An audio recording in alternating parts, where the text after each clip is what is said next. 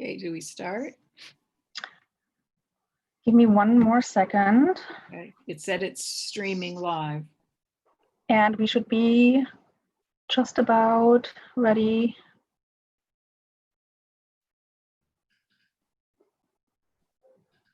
We're good. Okay.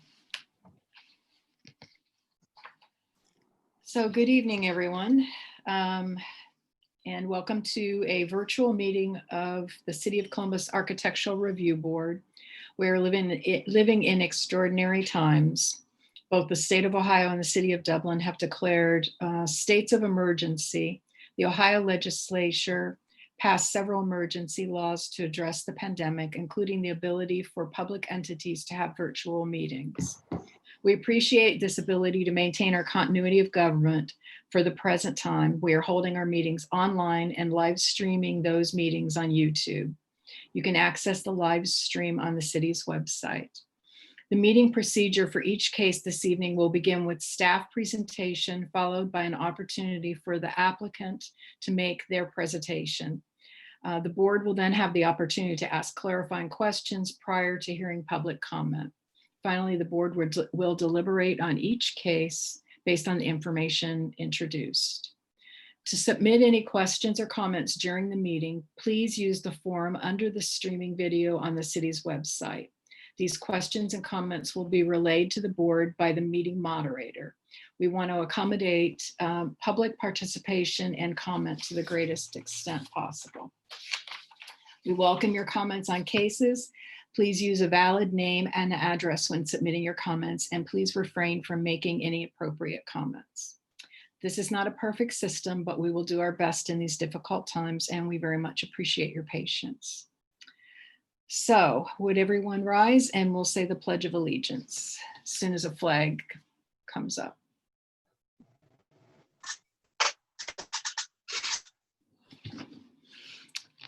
Okay. I pledge allegiance to the flag of the United States of America and to the republic which it stands, one nation, under God, indivisible, and liberty and justice for all.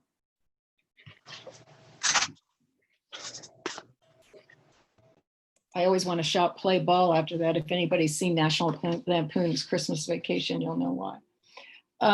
Could we have the roll call, please? Ms. Ryan. Here. Mr. Alexander. Here. Mr. Cotter. Here. Mr. Kalnacki. Here. Ms. Cram. Here. Okay. I now need a motion to accept the documents we've received into public record. So moved. Second. Okay. Mr. Kalnacki. Here. Yes. Ms. Cram. Yes. Mr. Cotter. Yes. Ms. Bryan. Yes. Mr. Alexander. Yes.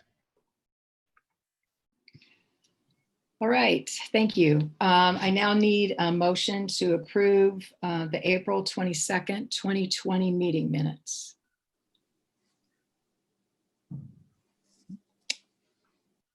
I'll move to approve the meeting minutes. Second. Mr. Cotter. Yes. Mr. Kalnacki. Yes. Ms. Cram. Yes. Mr. Alexander. Yes.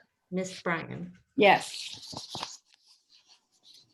Okay, now we're on to new cases. The Architectural Review Board is responsible for review of construction and modification or alteration to any site in the review district or area subject to architectural review under the provision of zoning code section 153.177. The board has the decision-making responsibility on these cases. A swearing in of anyone who intends to address the board on any of these cases is necessary. Anyone intending to address the board on cases, please stand, raise your right hand, and answer in the affirmative. Give everyone a minute to do that. Okay. Do you swear or affirm to tell the truth, the whole truth, and nothing but the truth in your testimony to this board? Yes. Yes. Yes. Okay, great, thank you. All right, so our first case is 143 South High Street. This application is a request for feedback on the demolition of an existing single-family home and detached garage for the construction of a 1.5-story, 4,000 square foot resident with a 3-car garage on a 0.25 acre site. The site is southwest of the intersection of South High and John Wright Lane and is zoned Bridge Street District Historic Residential. Ms. Martin, will be our presenter for this case, and if you would share your presentation, please. Great. Good evening. As mentioned, this is a request for informal review and non-binding feedback for a proposed development application for a potential future single-family home with 3-car attached garage. The site is located at the intersection of John Wright Lane and South High Street and is approximately 0.25 acres in size. The lot is currently developed with an existing residence and detached garage. You can see here the surrounding context. Site 1 is located just to the rear of this property and is 140 Franklin Street's detached garage. Site 2 is located to the north of the property and is the Dublin Chamber of Commerce. Site 3 is located on the west side of South High Street to the east of the property. And Site 4 is located just to the south of the property. This is the existing residence, which was built in 1890. This home is a front gable, side gable L, and is typified by 4 Doric columns and a front porch with a central entry. You can see here, the structure has a detached garage and has been modified over time. You'll notice that today the home is stucco and has a number of replacement windows. A portion of this request for informal review and feedback is consideration of a potential future demolition application.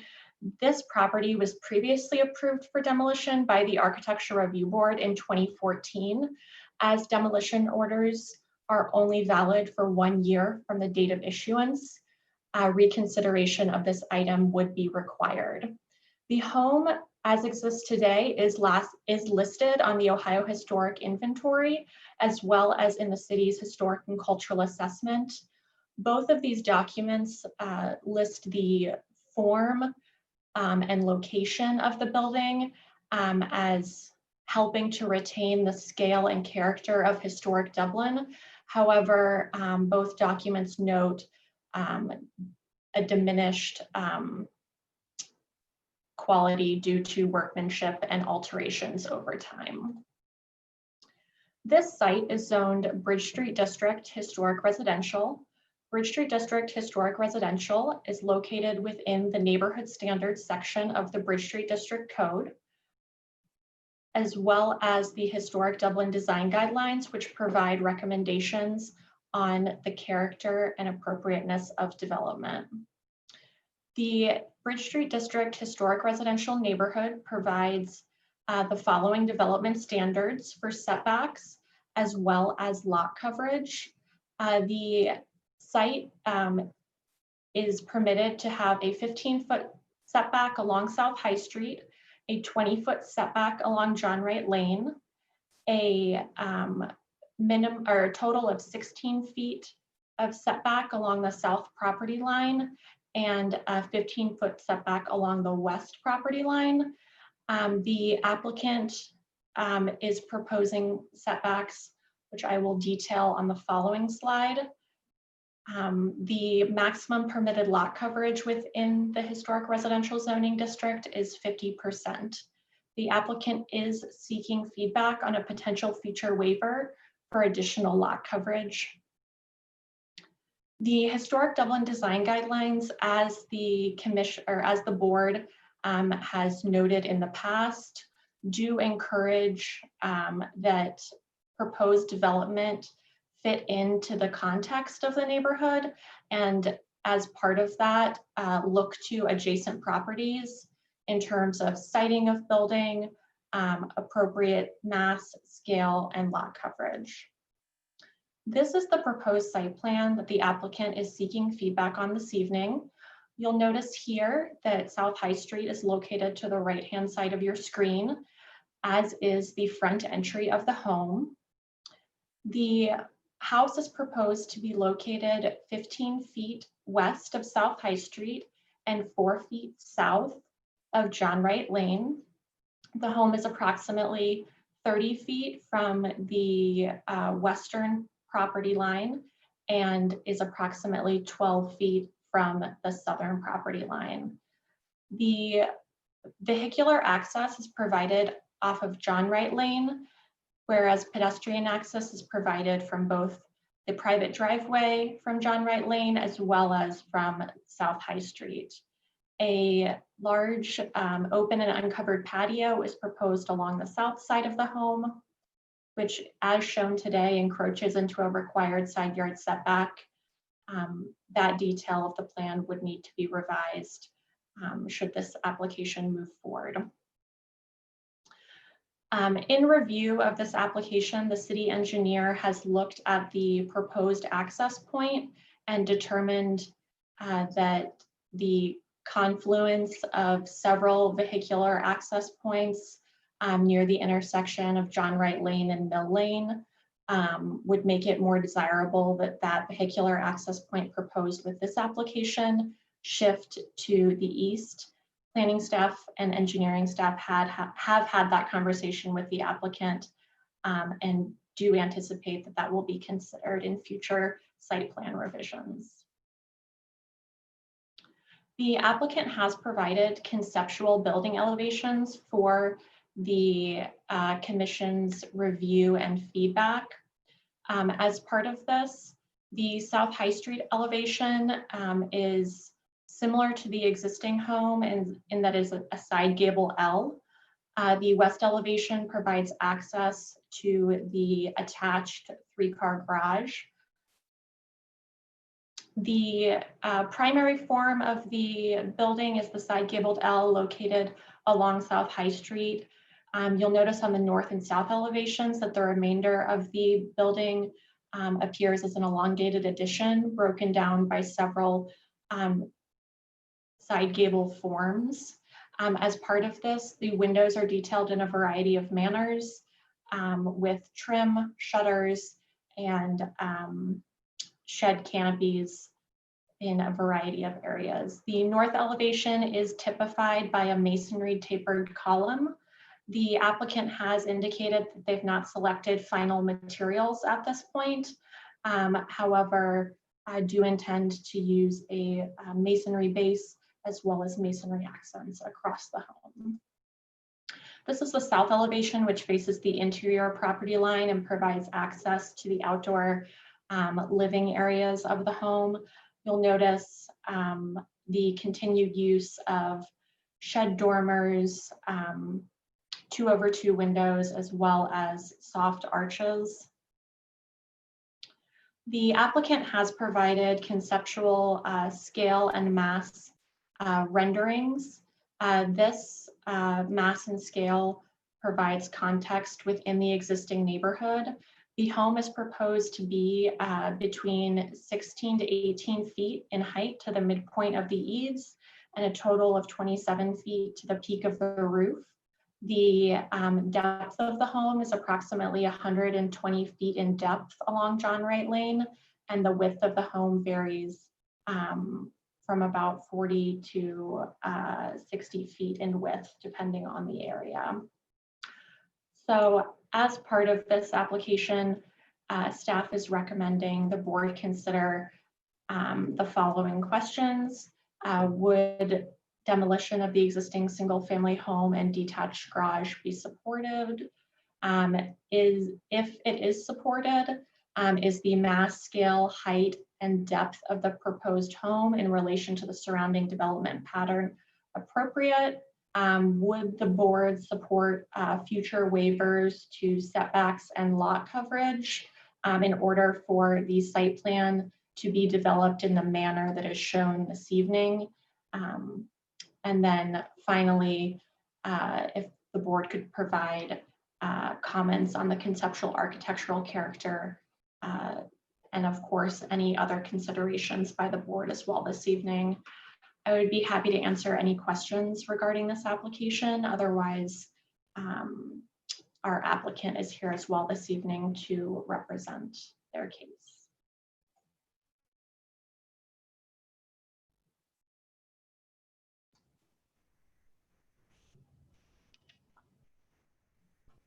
Does anyone have questions for Nikki, or should we go on to the applicant? Hey, Nikki, just maybe one clarification, just on the 1-year demolition from the original owner, from the owner from 2014, the 1 year, what does that 1 year mean? So when it's approved by the board, they have 1 year to have it torn down, or they have 1 year to have approved demolition plan? So, what does that mean? Because I didn't see that in the code. Yeah, so it's actually all board orders. So any decision that the Architectural Review Board makes, there's a board order associated with that. And those board orders per the code are only valid for 1 year. And so a demolition is simply a type of board order, but any application that you make a decision on is only valid for 1 year unless they make action on it. Okay. So the action would be if they had started to tear it down or done whatever, then it would continue somehow. Correct. Okay. All right. Thank you for that. Mm-hmm.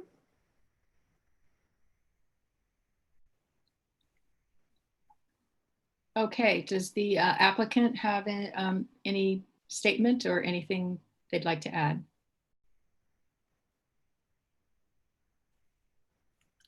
I do, thank you. Could you state your name and your address, please? I'm Lance Schneer, 5455 Muirfield Court, and this is my wife Sue, same address. We've both lived here in Dublin for 35 plus years, and I've lived in the same Muirfield house all that time. I've actually worked in Dublin since 1982, occupied 4 offices in Dublin over the years. But after raising 6 children here in the burbs, we're now empty nesters, and we're ready to downsize and experience what we tell our New York and Boston friends is our take on urban living. We started this process almost exactly a year ago. Sue suggested that my interest in historic Dublin and city affairs has become an obsession, but I do admit I've spent a lot of time this past year studying Dublin history, reviewing ARB proceedings, and as only sort of an old retired lawyer with lots of time can do, researching the relevant zoning code sections and all the guidelines. I've also imposed on the staff's professionalism and their willingness to, indulge in all my questions. And you've probably seen us observing past ARB sessions and seen me at our joint ARB and P&Z meetings. I've been involved in this process. I've reached out to our immediate new neighbors. I've solicited input from other historic Dublin residents, even from other ARB members. So as a result of all these efforts, we're excited and proud of the project. We believe it not only fits in well, but this home will add measurably to this unique fabric that we call historic Dublin. Before I turn it over to Richard Taylor, our architect, to discuss the project in detail, I'd like to add one more comment. My personal belief is that a significant part of historic Dublin's appeal is its vibrancy and the vitality. It's why people come down to walk the historic streets, but it's also why people want to shop here and eat here, work here, and yes, even like us, want to live here. But I don't think it's hyperbole to suggest that perhaps for the first time in a century, this current health situation and the collateral economic damage it's caused is really putting the future viability of downtown historic Dublin at risk. And I'd like to think we all have a role to play in that. I mean, for the ARB, the Dublin City Code describes the ARB purpose in part as, quote, to promote the economic well-being of the community. and that the board decisions shall improve the quality of life in the city and further the city's goals of sound economic and community development. Despite our collective uncertain futures, Sue and I are committed to doing our part to ensure the viability of historic Dublin. So I'd like to turn it over to Rich to describe our project in more detail, and then we're both happy to answer any questions. Rich? Thank you. Thanks, Lance. My name is Rich Taylor. I'm an architect, and my address is 48 South High Street here in Dublin's Historic District. If I may give you a brief bit about my background, I have a great deal of experience working around old homes, beginning back in German Village, where my wife and I lived and worked for 10 years. I moved my practice to Dublin in 1991 and into Dublin's Historic District 20 years ago. I've been a longtime advocate for the Historic District, having served previously on the Architecture Review Board, on the Planning and Zoning Commission, and as a board member for the Historic Dublin Business Association.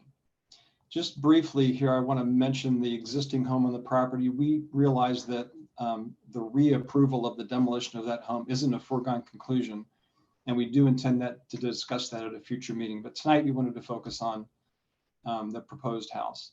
So the project that we're presenting today is a very high quality home that fits in the fabric of historic Dublin without replicating any existing buildings. We want the house to look as if it's always been there. And to accomplish that, we've studied the overall area, the historic Dublin design guidelines, adjacent properties, and similar homes and sites in historic Dublin. The result is a home designed with a great deal of attention to the scale, the massing, materials, colors, and the character of the overall district. We've designed this house with simple massing, small-scaled, steeply pitched roofs, and simple architectural details. It is 1.5 stories tall or less, in keeping with similar homes in the area and in accordance with the new construction standards of the historic Dublin design guidelines. We've employed a number of specific design strategies to ensure this home is a good fit for the historic district and to create a beautiful home that Lance and Sue can enjoy for many years. The first strategy is creating a simple 19th century cottage home facing High Street using the gabled L building type massing as described in the historic Dublin design guidelines. This High Street cottage is designed to occupy most of the buildable area along High Street so that it appears as the dominant mass. The size and scale of the cottage is in keeping with existing homes along South High Street as called for in the BSD historic residential zoning description. The second design strategy involves the massing and facade of the house along John Wright Lane. We've broken the massing into several distinct sections, each of which is in keeping with the scale and massing of similar homes in the area. The major masses have simple gable roofs as required by the ARB standards of review. As called for in the historic Dublin guidelines, these masses, if taken as separate structures, are closely spaced along the street and are clearly subordinate to the main cottage facing South High Street. The proximity of the house to the north property line is in keeping with the character of John Wright Lane, where the Dublin Chamber of Commerce building directly to the north is only 6 feet from the curb, and the street wall of the Chamber's parking lot is literally at the street. The third design strategy we are employing is using the positioning of the home to create outdoor living space on the south side where it will have access to sunlight. To accomplish that, the available side yard setback allowances were used to shift the house to the north as far as possible. This shift and the shape of the south side of the home allows for a good-sized outdoor living area to take advantage of the social aspect of the downtown Dublin lifestyle. The fourth design strategy is using the positioning of the home along John Wright Lane to screen this outdoor living area of the house, along with the space behind the home immediately to the south, from the exposed parking lot of the Dublin Chamber of Commerce building directly across the street to the north. The fifth design strategy we're employing is to turn the garage so the doors face the rear away from the street. This presents a more attractive gabled elevation to the street and moves any cars parked outside the home as far from the street as possible, since there's no parking on John Wright Lane. This garage orientation also allows for more landscape screening of the driveway than would otherwise be possible. The exterior materials and colors for this home have not been finalized yet, but there'll be a very limited palette of traditional materials in keeping with the character of the district and the requirements of the historic Dublin design guidelines.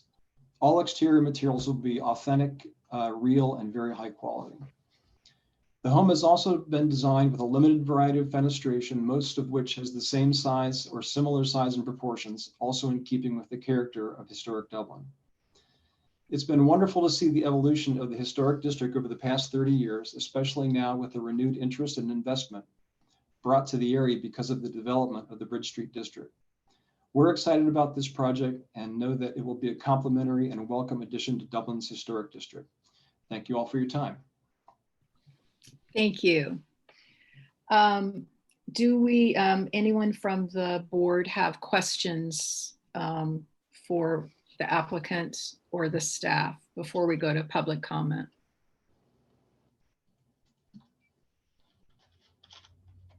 Nope. Okay.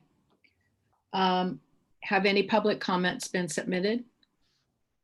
We've not received any public comment. All right, thank you.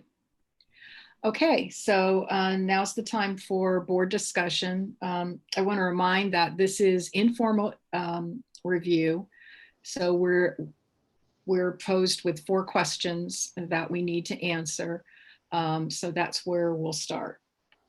So does the board support the demolition of the existing single-family home and detached garage? At least from my perspective, I went and looked at it over last week, and certainly it is not in very good shape. And from the board description, or from the last ARB in 2014, I'm sure it hasn't gotten any better. And looking at it today, certainly it's unfortunate that an old building like that ended up like that. But certainly from my perspective, it doesn't really add any character. And I didn't look in the windows, but I'm not sure it's probably livable inside. So trying to upgrade that would be certainly an extreme challenge. And I think people looked at it in the last time. So certainly from my perspective, I would support that. Okay. Amy? Yeah, I support demolition. Are we just dealing, are you doing one question at a time, or do you want us to go through all the questions? No, I want to do one question at a time. Yes, I would support demolition. Okay. Frank? Do you support demolition? I can support it too. It seems like most of the character of the house has probably been lost over the years from the windows and stucco at it. So I think at this point they can move forward on that part. Okay. Gary? I'll keep it simple. Yes, I support demolition. Okay. As do I. It's unfortunate, but I agree with what Sean said.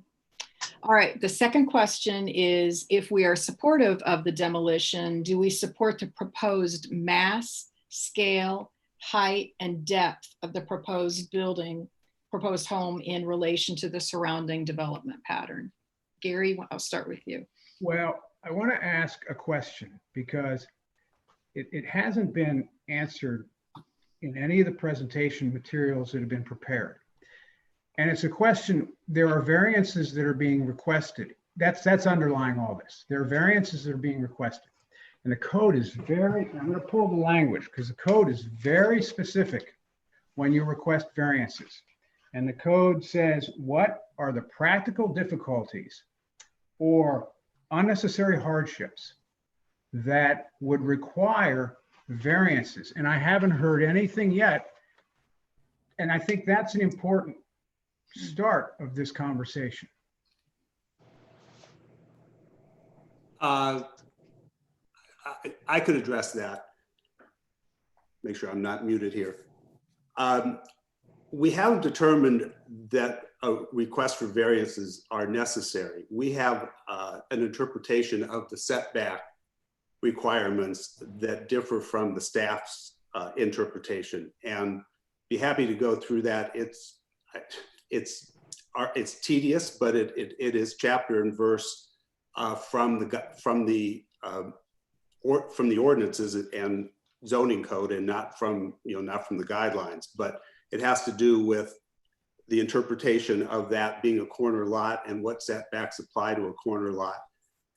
And if this is the appropriate time, like I said, it's a detailed sort of legal and technical discussion, but be happy to walk through it. I think it's appropriate because your case rests a lot on the different interpretation of that. Okay, well, Let me start with the staff's position is that this is a corner lot, and as a result has 2 front lot lines. And then you jump from that to, if there's 2 front lot lines, then both of those, there should be 2 front setbacks. And because John Wright is not otherwise listed, it's an otherwise listed street, and the setback for otherwise listed streets is 20 feet. To get there, it's an interpretation that is not specific in the code at all. You have to go through 3 sections and piggyback them together to get there. To say it's a strained interpretation, I think is giving it a greater due. For example, it says, the line says from either street. It doesn't even say from both streets. So there's an interpretation even of that says, it doesn't say that you have 2 fronts on a corner lot. It says from either street. So it could be interpreted that way, but that's just the tip of the iceberg. The more important is the ARB precedent. There are 4 other corner lots in historic, in the proximate area, the 2 on Eberly Hill and the 2 on Penny Hill. And all of them have been dealt with in the period between 2013 and 2018, meaning that this is, we don't have to go back too far through the ARB deliberations on this. In no case has the topic of corner lot or setbacks from corner lot ever been addressed in any of those 4 applications. So this would be an interpretation that is novel to this area. It hasn't been done before. And in fact, the interesting thing is that in those prior cases, they have actually affirmatively designated, for example, a setback for Eberly Hill is not being 20 feet.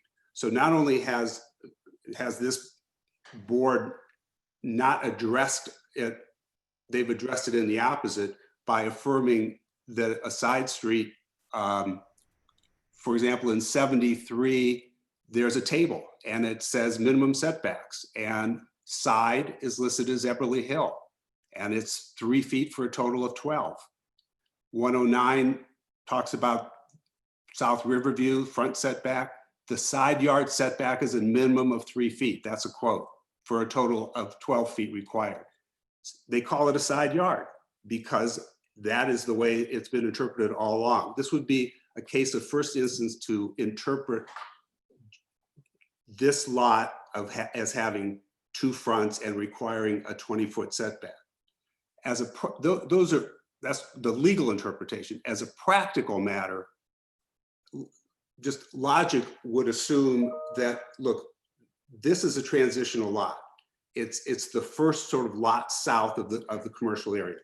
We overlook the Dublin Chamber of Commerce with a gigantic parking lot. Obviously, we knew that going in. To be consistent with that view, the Dublin Chamber of Commerce is on their, it's on the property line. I mean, they've got that stone fence. The building is only 6 feet away. So by pushing it up there, we actually are more consistent instead of less consistent.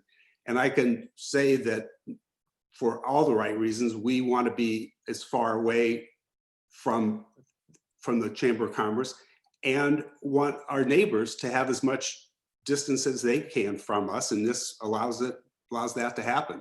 So for legal reasons and practical reasons, we don't think that a waiver is necessary. We think the interpretation, that staff's interpretation, is unique and actually in error and inconsistent with the precedent established by the ARB. But there may be you've answered part of that. And I think that I could support encroachment into that setback, because those two setbacks, two front yards, limit your building area. However, even if one supports that, when one looks at the lot coverage, and now that lot coverage, that you didn't say anything about why the lot coverage needs to be what you're requesting, because that would be another issue in the variance. And additionally, peripherally related to that, but important, Mr. Taylor made the comment about fabric. Many of us, when we look at urban fabric, are talking about the relationship of the building to the open space, whether it's paved or not. And so that's really the fabric, building to open space pattern across the community. So if we're asked to support a variance, I want to know why, which our code is extremely generous, providing 50% and not limiting the house within that 50%. Why you need a variance? I personally could support an encroachment into that lane, and I understand that. I think it makes the buildable area, having two front yards, difficult to work with. But I don't understand why yet, and maybe you may have a good reason for it, but and I'm waiting to hear that, why you would need to go beyond the 50% coverage. Mr. Alexander, I can address that if I may. Yes. On the last sheet of the applicant statement that was submitted, there's a table that we put together that shows the lot coverage of some of the individual bits and pieces of this. And let me start by saying, and I know the architects and the people that are involved with house design on this board understand this. A preliminary drawing is a preliminary drawing, and once we tighten things up and get things drawn to scale, there's an ample opportunity to reduce the size of things and that. So the square footage that you see on this is preliminary, but the drawing that's in front of you, the footprint of the house and the garage is 38.3% lot coverage. The covered porches that we have add another 3.4%. And in the area of the driveway, patio, and walks is 20.6%. The code allows us 50% lot coverage with the house and the garage, et cetera. And then it allows another 20% of pervious space. And we think, well, we're certain, in fact, that if this moves ahead, that the next iteration of this house will be within that 50% and 20% guidelines. So between tweaking the house a little bit and between designating some of the walks, driveways, patios, those kind of things as pervious space, I think will remove the need for any variance for that. And just in response to Mr. Taylor's analysis there, I am not aware of any code provision that would allow for an additional 20% lot coverage if it's impervious. Bridge Street District Historic Residential is really intended to allow the homeowners the flexibility of developing or living similar to how they might if they were not within the Bridge Street District. And what I mean by that is the intent was not to impose any of the form-based regulations. It was to keep all of the historic Dublin standards very, very fixed as they have been over time. And one of those fixed numbers, like it is in all of the other residential neighborhoods, is lot coverage. And it doesn't specify the type of lot coverage like it does in the form-based section. Nikki, may I show you where I got that information? You can correct me if I'm wrong here. Sure. When I look at 153.0620 under building types, there's a table for single family detached. The headline for that section says the following defines the building types permitted in the BSD zoning districts, which this is. And under single family detached, it says maximum impervious coverage, additional semi-pervious coverage, 50%, 20%. Yeah, so what I'm saying is that none of the building types apply in Bridge Street District Historic Residential. You don't have the option to follow them. That would be if you were developing a single family residence in another Bridge Street District zoning district. So say that was Bridge Street District, Scioto River neighborhood, and Crawford Hoying wanted to develop, or MI wanted to develop a number of single family homes. Those are the standards that they would follow. This is very much like an R1, R2 zoning district from a standard code where you have setbacks and you have lot coverage and you have maximum building height. And as long as you play within those parameters, you can, propose what you'd like to the Architectural Review Board. And Nikki, just from my understanding, where in the code does that say that doesn't apply to this district? So as I had mentioned in my presentation and then also in the staff report, the Bridge Street District Historic Residential Neighborhood is defined within the neighborhood standards, and those are the only standards that apply.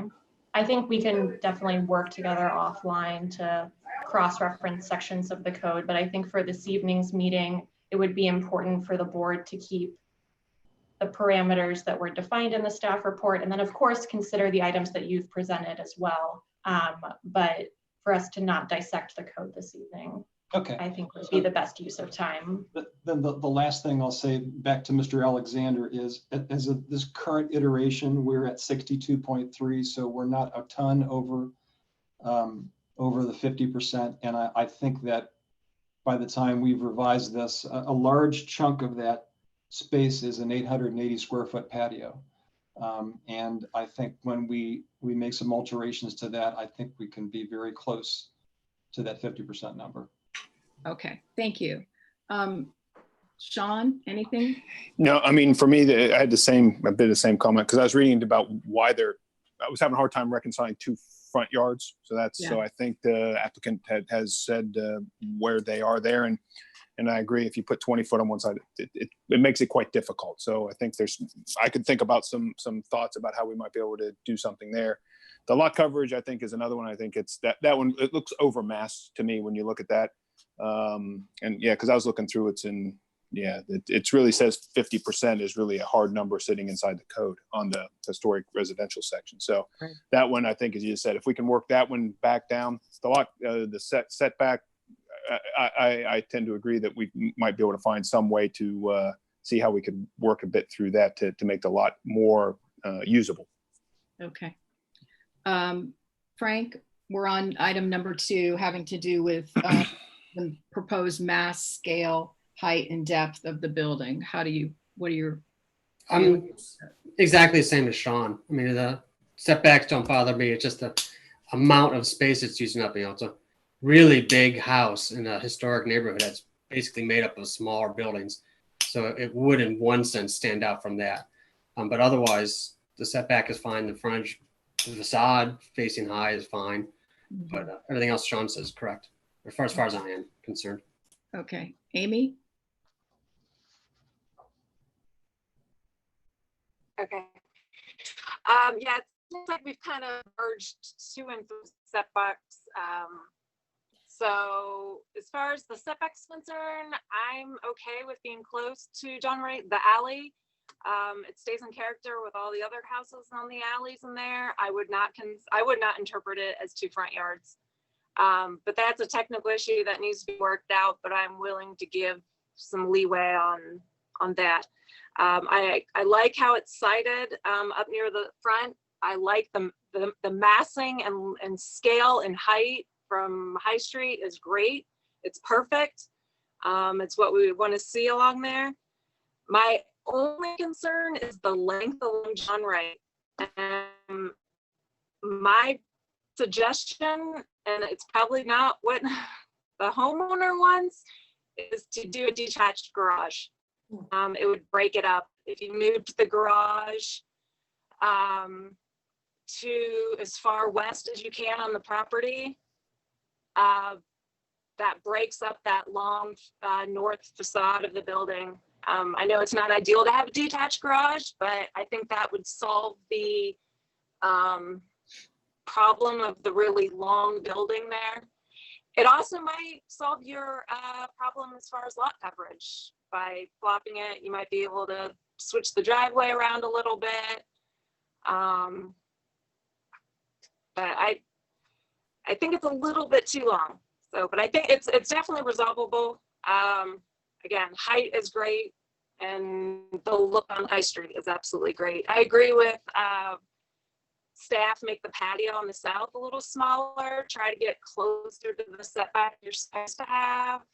But as it is, that house, the current house is right on the other people's house. So anything you would be an improvement for a house that's there now.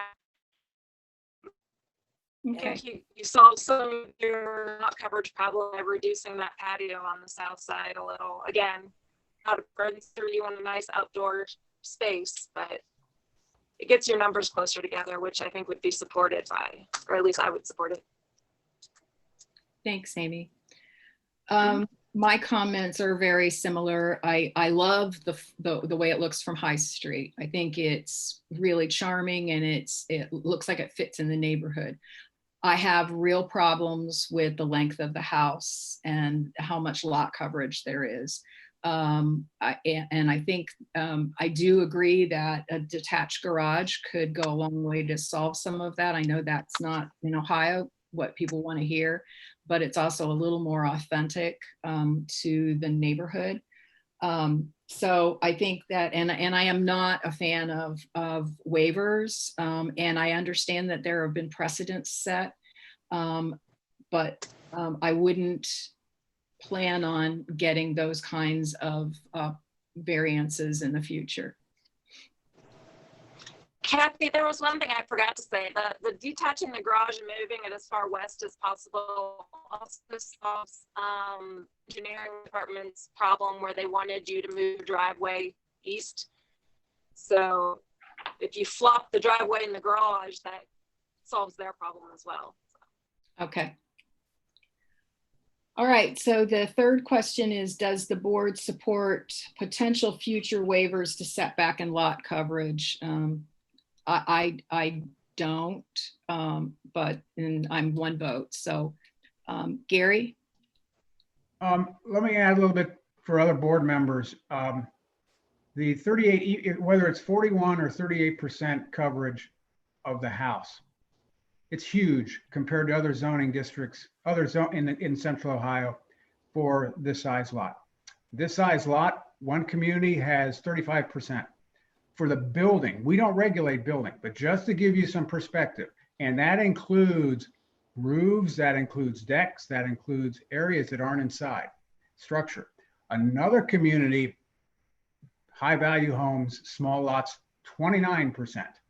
So I just want to let everyone know our code really should be specific, building and pavement cover. It's not, but so that's why I have some issues, because when I look at this and compare it to not just that, but I look at, go to the auditor's website and look at the proportion of building to lot throughout the district. Look at that proportion and look at it graphically, and you will see graphically it is very different. And that's the fabric issue. It is very different. Detaching the garage would help.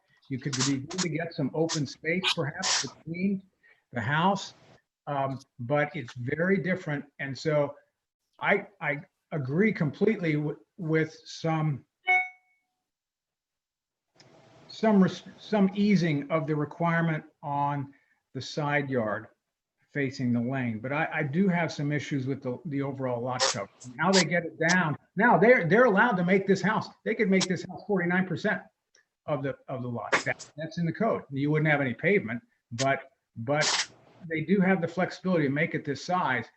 But I'm just saying it is so unusual on these kind of lots, any place, that when I see that and know what's going on elsewhere, I really have trouble going beyond the 50%. If it comes in under the 50, then that's great. I'd be fine.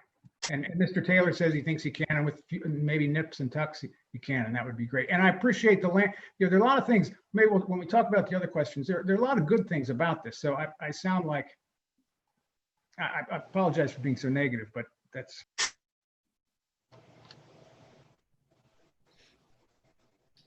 Okay. Sean? I think no other comment for me. I think, as you said, maybe I got them out of order last time, but I think the house from the front looks really good. And I echo a few points on that. You know, if you look at the side, it just the way it is, it does appear long in relation to other things. And for me, it's certainly from a footprint standpoint, I just don't see being above 50% as being the right direction in this. I think on the lot or the side yard setbacks or front yard, however we define that, I think there could be some movement, but the massing of the house on the lot for me is it's too big at where it is. So being, as you say, under the 50% for me, it needs to be adhered to. Okay. Frank, did I get you on this question? No, but everything's been said. I agree with the other board members exactly. Okay. All right. So I'm kind of lost where I'm at here. We just talked about waivers. Okay. Did everybody get a chance to say something who wanted to say something? All right. So the last of the 4 questions is, does the board support the conceptual architectural character of the home? So Frank, we can start with you. I think pretty much everybody already said, yeah, I like the way it looks. The facade facing the main street is great. So yeah, I'm for it as it is. Okay. Amy? Yeah, I think it's great. I think, like you said, just break up that north facade. Like I said, I think the solution is going to be to have to detach that garage. But otherwise, yeah, I'm supportive. Okay. Sean? Same. I think everybody's thing has been said. I think it really looks, from the renderings, looks like a nice layout. As you say, breaking it up a little bit, I would agree with Amy that I think she has a good solution about how that could look a little better. Okay. Gary? well, as the old man on the board in a number of ways, this is the fifth new house that I've seen since I've been on the board. This is the best design. I mean, Mr. Taylor understands the simple vernacular character of the community. And I really compliment Mr. Taylor and the Schneers, but it's just the size I have an issue with. And assuming the materials stay a relatively simple palette like you have, you've got, this is, I really like what you're doing. I just wish you could, get it a little bit smaller, but I mean, like I said, there's a lot of positive things about it. I just feel like that size is a little much. Yeah, I agree. I also love what you've done here. I especially from the street, it's very charming. So thank you for all the thought you put in. But I also agree with the other board members. It needs to be shrunk a bit. It's too big for the neighborhood. And I understand the unique challenges you have with that space, but so that's kind of where we're at. What questions do you have of us? Because I know the next time you come, it's with more details. So we want to give you as much information as you need. If I may, I have one sort of point of question with respect to the demolition. Just to make the formal amended application just a little easier, we heard you. Can we just cite the approval that was given before and not have to make the entire case again, because you've all indicated support for demolition, but otherwise we would have to go through the same 4 or 5 conditions. We're happy to do so if you want. Well, I think that will happen automatically. Nikki, why don't you can talk about process there, but I think it'll happen pretty easily. Mm-hmm. Yeah, so just from a procedural standpoint, we would obviously advertise the demolition like we would any other case, and review it against the criteria. Even though all the board, says they're supportive this evening, we are required to go through those noticing and analysis. Okay, well, in that case, thank you. And thank you for the input. I mean, it's incredibly constructive, and as we said, we're excited to move forward. Everything can, we can modify. We want to be there. There's certain things that would be a little tougher to deal with, and we'll have to make some hard decisions relative to that. But we're glad for the input. Rich? Thank you all. Your feedback's been specific and to the point, and just what we needed to hear. And we look forward to the next time we get together. We do too. Okay, thank you very much. Thank you. Thank you. All right. Next case is a minor project review for 158 South High Street. This application is a proposal for the construction of a one-story, 3,600 square foot resident with a 3-car garage on a 0.39 acre site. The site is on the east side of the South High Street, 125 feet south of the intersection of John Wright Lane and zoned Bridge Street District Historical Residential. That's a mouthful. Mr. Ridge will be our presenter for the case. So Mr. Ridge, would you proceed with your presentation? Yes, thank you.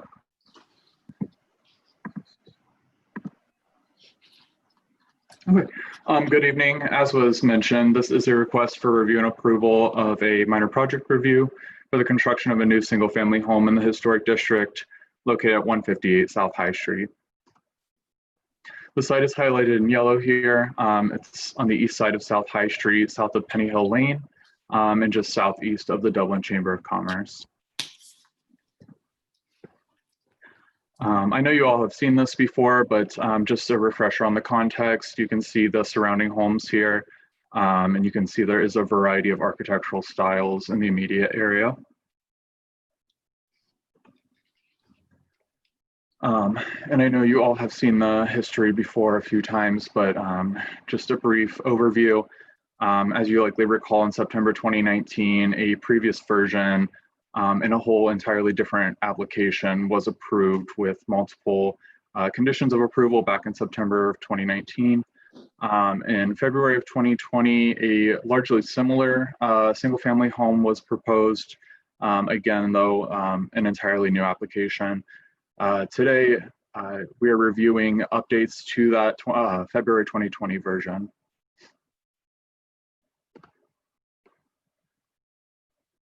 This provides a summary of the updates.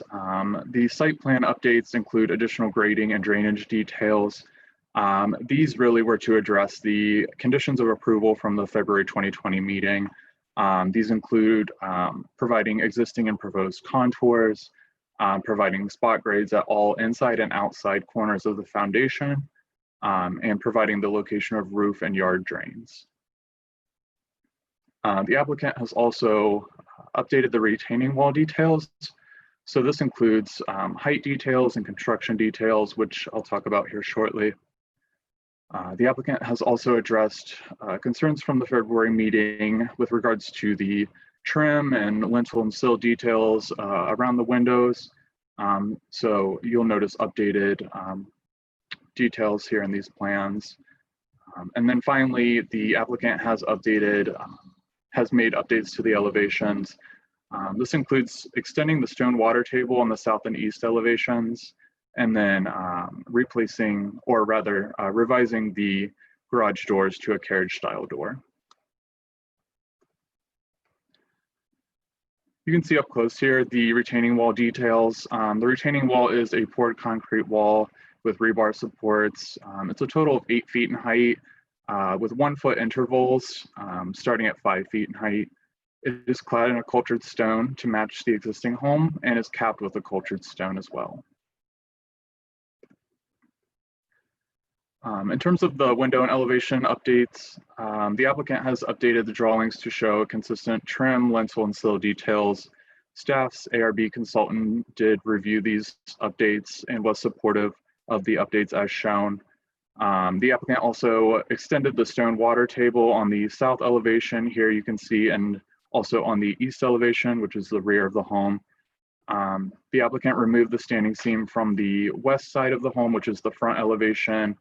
You may recall there was standing seam on the dormers, the faux dormers. So that has been removed. And again, the applicant has changed the garage door to a carriage style door.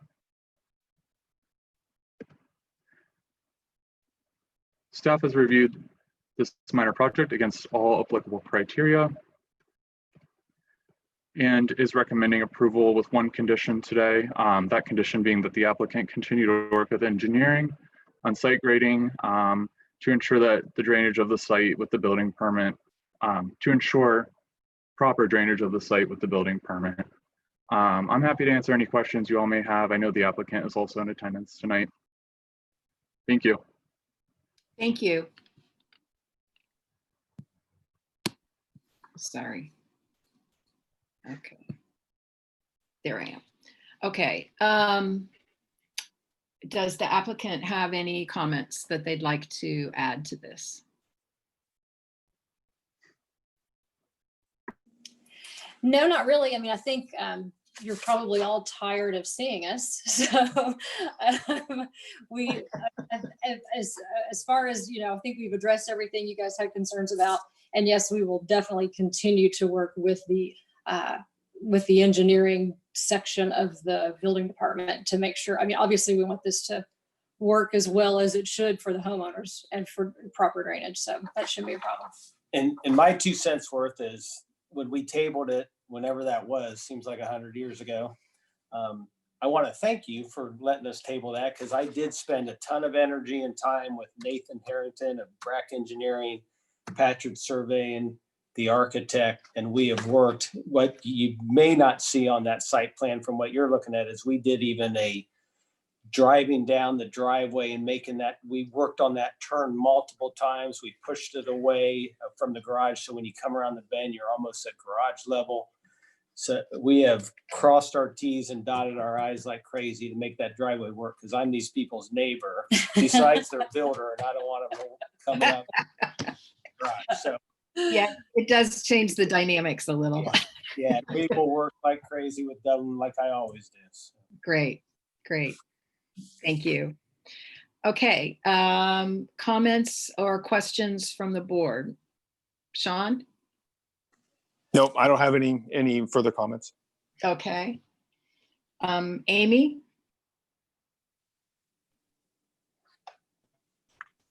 I think it's much better than it was. I wasn't here at the beginning of it, but I like this better. I still have concerns with that driveway. I have a feeling something's going to be needed on the north side, and you're not going to have room for it, because you don't show any type of retaining wall or anything there. But make it work, and you can meet the condition with engineering, then I guess it's all right. Okay. Amy, we're having problems with, I don't know if your internet connection is, but you're not coming in very clear. I don't know. I mean, are you using my iPad? Okay, that might be it. Okay. All right, Frank? No additional comments. It's nice to see everything's been updated like that. Yeah, thank you. Gary? No, I appreciate the change in curvature of the wall, improving access in the garage, and the grading differences. I think I appreciate the time. I'm sure a lot of effort was put into that. The engineering looks pretty thorough, but that's not my job to evaluate that, but I appreciate that. Okay. I agree. I think, I know this has been a long journey for you guys, but I think the product that you're going to end up with is one that's going to just be awesome. So thanks for your patience. Do we have any public comments or questions that have been submitted? I did not receive anything from the public. Okay, great. So then I guess the discussion is, do I get a motion for to approve with one condition about site grading?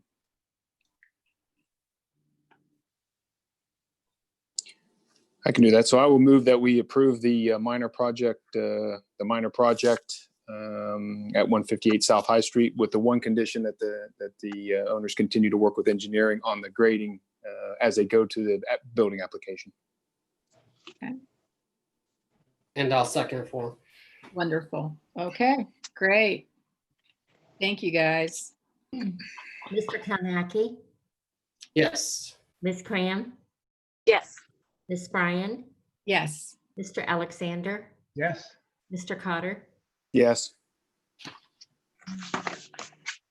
All right, congratulations, guys. Now, Thank you, guys.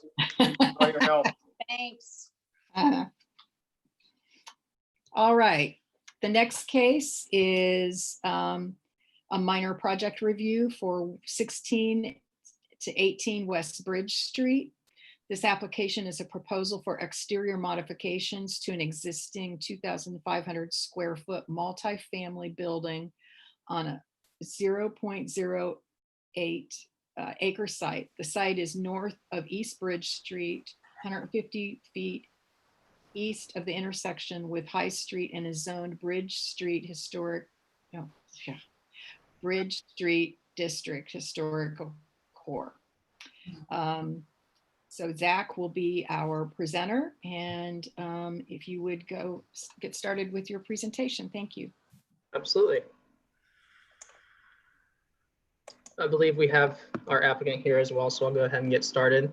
Okay. Good evening. This is a request for review and approval of a minor project for the property of 16 and 18 East Bridge Street. Shown on the screen, highlighted in yellow, is the property in consideration tonight. This site is located northeast of the intersection of High Street and Bridge Street and is zoned historic core. This building was built around 1900. It does house 16 and 18 East Bridge Street. 16 East Bridge Street is located in photo 1. Shown on the screen, this is where Bridge Street Pizza is located currently. It is a 1-story shop section, and 18 East Bridge Street is the building to the rear. Which would be photo 2 as well. This is a 2-story mixed-use section, as there is a residential unit located on the 2nd story, where you can see the staircase in photo 2 and 3. This building does utilize many different materials that have been incorporated into the building over the years. Currently, there is stucco, board and batten, vertical board paneling, and shiplap on any given facade of this building. It is a non-contributing structure to the historic district. The applicant is proposing exterior modifications to all 4 elevations of this building. These exterior modifications include material changes, paint color changes, as well as window replacements. As some of you may recall, this application was before the board as an informal review in January of 2020. This is an identical submittal to what was reviewed in January, which the board was supportive of the direction of the applicant for the submittal. Highlighted in green is 16 East Bridge Street. The applicant is proposing a hardy panel board and batten material for this elevation that would be painted a Fairview taupe, sorry. And the applicant is also proposing to paint the existing door Grant beige, as well as the existing trim for the 2 display windows to a fog mist. Should be noticed that hardy panel, if I'm referencing hardy panel or hardy plank within this application, those are types of fiber cement material, which are permitted secondary materials within the Bridge Street district. And highlighted in green is 18 East Bridge Street. The applicant is proposing 2 separate materials for this elevation. Just above 16 East Bridge Street, the applicant is proposing a fiber cement horizontal siding that will be painted Grant beige. And on the eastern half of the south elevation, the applicant is proposing a cultured stone veneer, which would be the material of a Ohio tan limestone. Also within this elevation, the applicant is proposing to replace the existing metal casement windows with 2/2 double hung full frame wooden windows. The frame would be painted a sandstone and the trim would be a fog mist. The applicant is also proposing architectural points with the 4 windows that are located within the stone veneer. Should also be noted that any change in color to existing doors and to the trim on each elevation are similar to what is shown on the screen. Shown on the screen is the west elevation, which can be viewed from Domino's Pizza. 16 East Bridge Street, which is the apologize. 16 East Bridge Street is also going to be extending the hardy panel board and batten that is shown on the south elevation. This will also extend along the east elevation of 16 East Bridge Street. And 18 East Bridge Street will be extending the hardy plank fiber cement horizontal siding that can be located above 16 East Bridge Street on the south elevation, as it'll replace the existing horizontal siding on this elevation as well. The applicant is proposing to replace the existing metal casement window shown on the screen with the 2/2 double hung full frame window, and they will also be painting the existing door to the Fairview taupe. Shown on the screen is the east elevation. The photo is the elevation of 18 East Bridge Street. The applicant is proposing to paint the existing stucco and railing along this elevation to a Grant beige. The applicant will also be replacing the material on 16 East Bridge Street with the hardy panel fiber cement board and batten. Staff is recommending that the awning shown in the photo on the east elevation be replaced, as it is deteriorating and starting to become in bad shape. Planning staff is recommending that the applicant replace this with a similar awning of that would replicate the two awnings that are located on the south elevation. Finally, shown on the screen is the north elevation of this site. The applicant is proposing to extend the hardy plank fiber cement horizontal siding along the western portion of the north elevation. And they will also be replacing the metal casement windows with 2/2 double hung windows. Planning staff is recommending that the remainder of the north elevation be painted to match the Grant beige color that will be on the horizontal siding just to finish out this elevation. And shown on the screen is a rendering of the south elevation and the proposed materials with the proposed colors. With this application, there is a waiver request in terms of primary materials. As stated, fiber cement is a permitted secondary material within the Bridge Street district. The applicant is requesting that fiber cement be reviewed as a primary material with this application. Planning staff has recommended or has reviewed this application to all applicable waiver request criteria and is recommending approval of this waiver. And planning staff has also reviewed this application to all applicable minor project review criteria and is recommending approval of the minor project with two conditions. The first being that the applicant replace the awning located on the east elevation with an awning of similar material in color, and that the applicant paint the remainder of the north elevation to match the proposed horizontal siding color Grant beige. If the board has any questions for staff, I would be happy to answer them. The applicant is also here to address any questions and concerns you may have. Thank you. Thank you. Does the applicant have anything they want to add? And then we can ask questions of both of you. Good evening. No, I just want to thank Zach. I'm sorry. Would you state your name and your address, please? Sure. Thank you. My name is Michael Maloof, and I live at 6308 Weiler Court in Dublin, Ohio. Thank you. And I just wanted to thank Zach and the rest of the staff for their willingness to work me through this process. There is one thing he mentioned, that the building was built in 1900, and I don't find any evidence that was when it was built. There's a picture of just the restaurant building. I think it's in some of the application. As a matter of fact, it was in the past Dublin magazine that shows that around 1938. But and the buildings in the rear were not there at that time. So other than that, just here to answer any questions. Thank you. Thank you. Okay. Any questions from the board for either the either staff or applicant? Gary, you want to start? You could start with somebody else, but okay. I just have one question for Mr. Maloof. How it seems to me, the one concern I have looking at this is from the corner as you come across the bridge, you're going to see 4 materials across that, and I'm wondering why you don't take the hardy siding that you're using on half of the north elevation and put it on the west.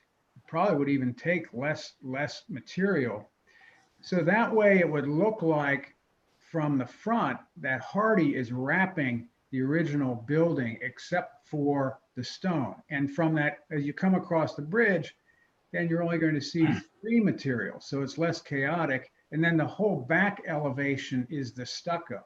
It just seems like same amount of material, provide a little bit more visual continuity.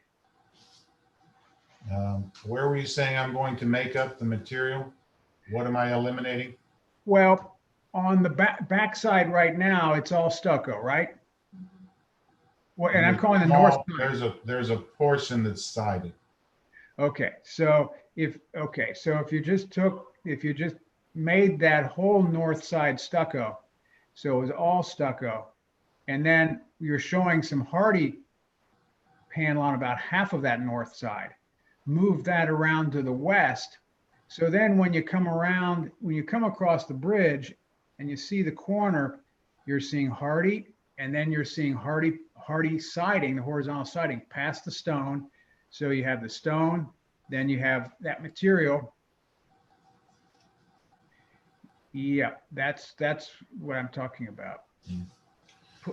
Put it on the east elevation.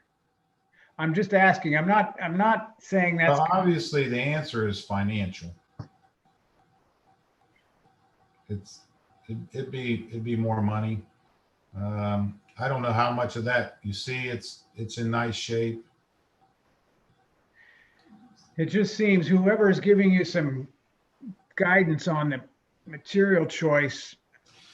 Well, I know when we were at the meeting before, you had brought up the 4 different types of materials, and I thought the rest of the board had worked through that and were okay at that with that.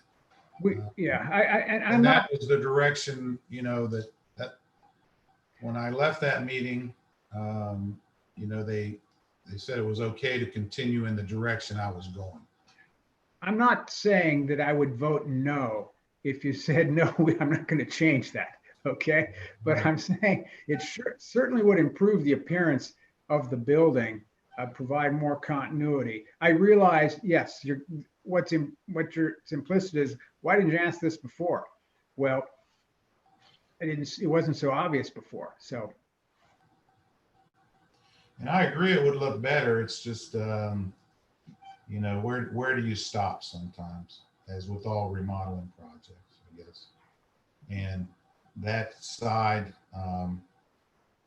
seems to be in good sound condition where some of the other areas aren't, which is why we're here, because they aren't. Okay. Anything else, Gary? No. Okay. Sean? No, I don't have any comment. I actually think certainly it's an improvement over what the frontage looks like now.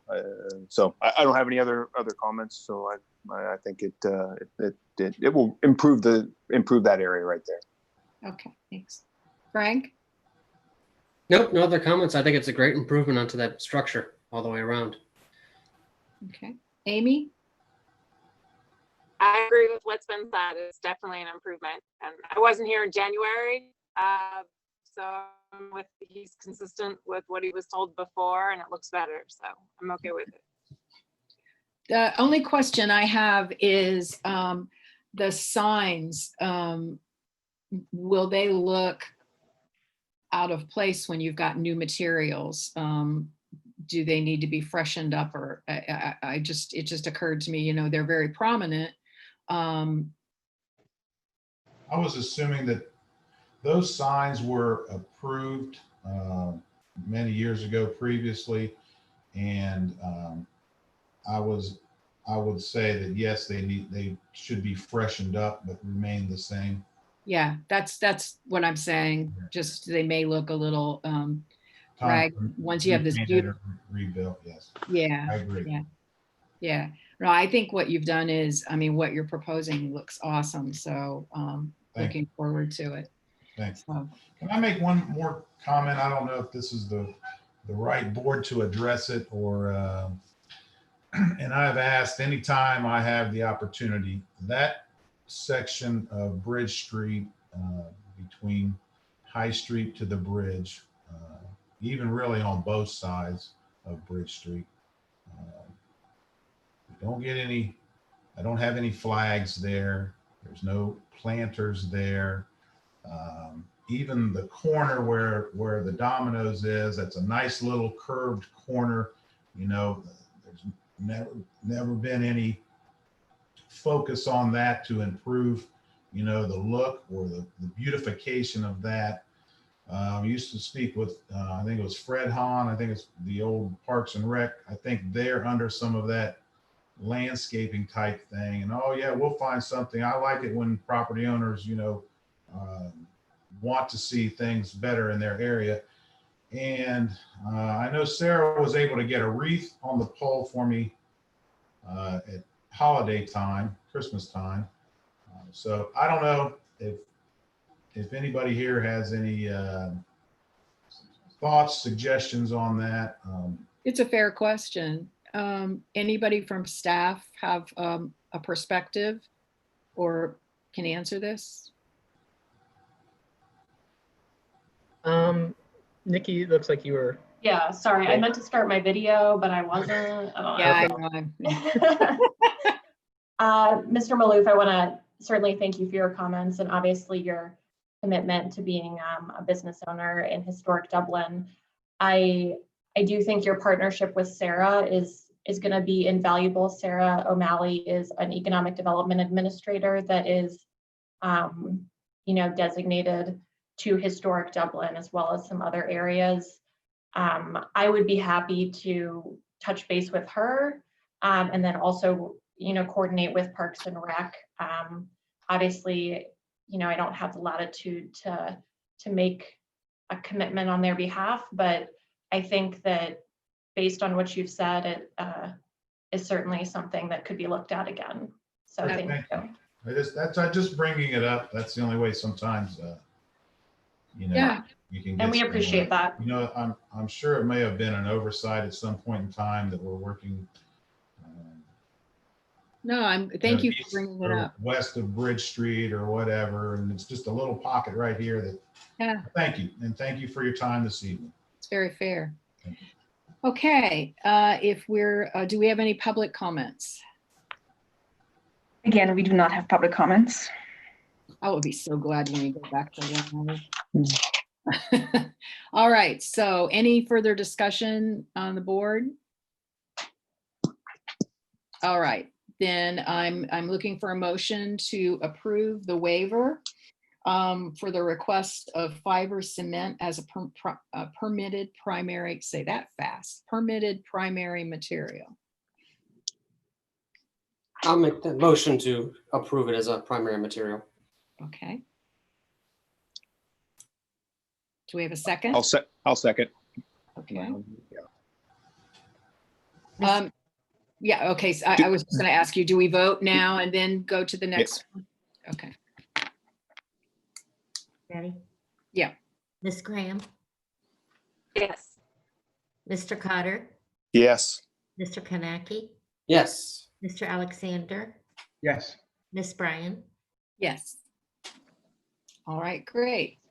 So the second item is the minor project review to approve this with two conditions. That one, the applicant replaced the awning located on the east elevation with an awning of similar material and color.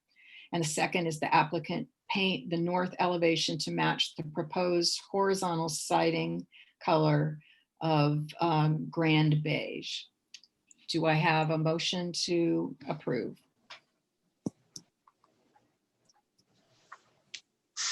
So moved. Okay, second? I'll second. Okay, great. Ms. Bryan, Yes. Mr. Cotter, Yes. Mr. Alexander, Ms. Cram, Yes. Mr. Kaneki, excuse me. It's okay. Yes. All right, great. Thank you again. You're very welcome. Thank you. Okay, so our next item is also a minor project review for the Getaway at 104 North High Street. The application is a proposal for tenant space modification to establish an outdoor patio and enclosed patio with associated site improvements for an existing 3,200 square foot tenant space located within Bridge Park West, Building Z1. The site is east of North High Street, 350 feet north of the intersection with Rock Crest Parkway, and is zoned Bridge Street. I can't do this anymore. Bridge Street District Historic Transition Neighborhood. Could we get longer names? Ms. Martin, I'll give you a moment to share the presentation. Great. Yeah, I don't think we could get longer names. We found the longest ones. So, good evening. This is a proposal for a minor project review for the Getaway. The site is located on the east side of North High Street and is the northernmost tenant space located within Bridge Park West, Building Z1. A minor project review is the final step for this tenant as they alter the tenant space to be in line with their brand and character. These are the existing conditions. This on the right or left-hand side of the patio is the sidewalk along North High Street, as well as a portion of the proposed patio space. And on the right-hand side of the screen is the northern patio, which is cantilevered from the building.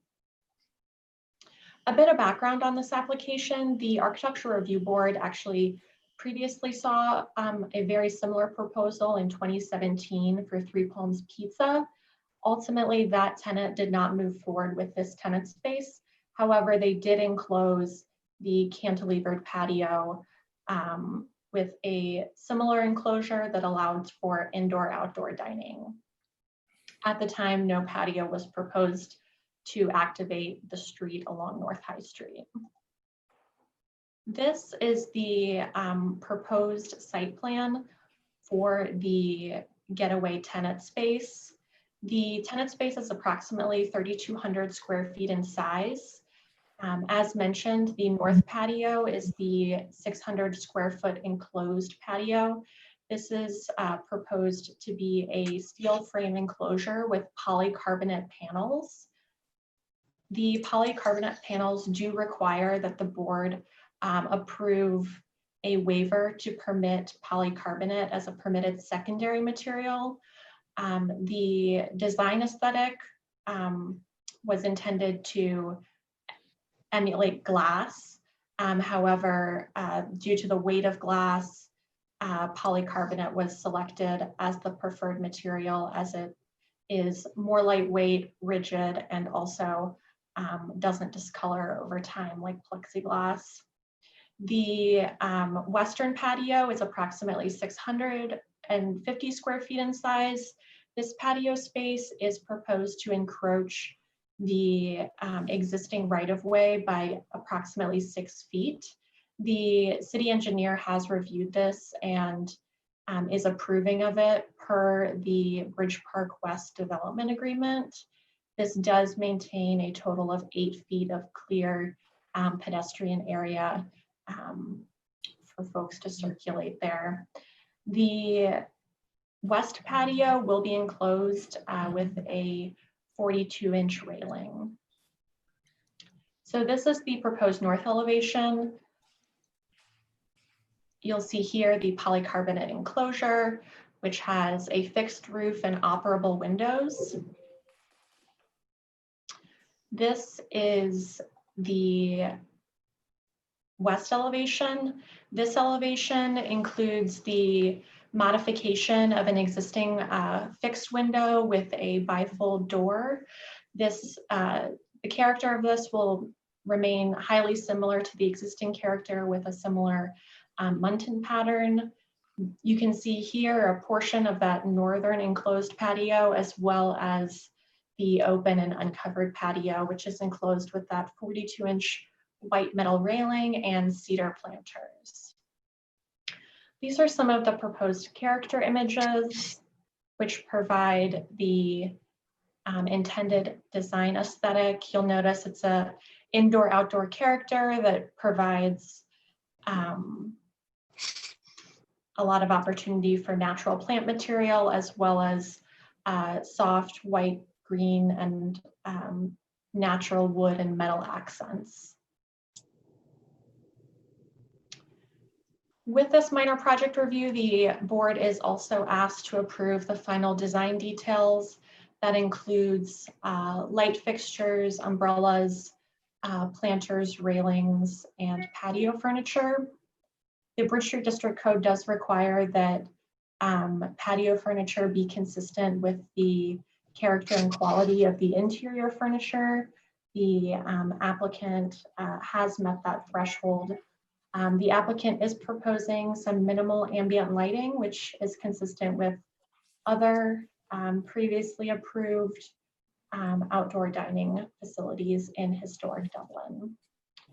In review of the waiver for the permitted secondary building material, staff is recommending approval. Having found the criteria met, staff is also recommending approval of the minor project review, having found that those criteria, as well as the board order standards of review, have been met, and that is a recommendation with no conditions. Be happy to answer any questions the board may have. Our applicant team is here as well this evening. Thank you. I have a question. Yes. Why is the west patio allowed to encroach within the right of way? So the city and Crawford Hoeing entered into a development agreement for both Bridge Park and Bridge Park West. And as part of that development agreement, the city agreed to permit certain encroachments within the right of way with the approval of the city engineer. And that would be one of these instances. Okay, because none of the other, the south in that building does not encroach. This is gonna stick out, the ones south of it don't. But you're just saying the city's letting them do that. Correct, yeah. So we have reviewed this amongst planning staff as well as with engineering, and have determined that that 8 feet of clear circulation distance, and then there's an additional 2 feet to the center of the tree grate, is consistent with what we've allowed for in other areas, and is just as wide, if not wider, than the sidewalk as you move to South High Street. So. Okay, thanks. I was just going to add, it's hard to tell from our renderings, but it actually keeps it kind of consistent with. I'm sorry. Could you state your name and your address, please? Oh, I'm sorry. My name is Colin Castor, and I'm with Seventh Sun Brewing, Antiques on High, and now The Getaway. Awesome. Thank you. I was just going to say it's kind of hard to tell because the Condado is not in that in the renderings, but it kind of keeps the patio feel consistent with what's present at Condado, just to the south of us as well. Well, actually, there is. I'm looking right now at a drawing and what's been submitted, and it shows the patios on the 2 buildings to the south, and it's not consistent. It sticks out quite a bit farther than the ones from to the south.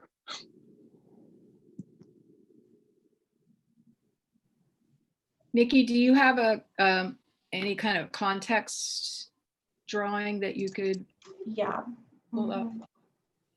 I was looking at page 1 of the drawings that we were given, and it clearly shows where the right-of-way line is and how the patios to the south don't approach. Give me one moment. I'll pull that up for you.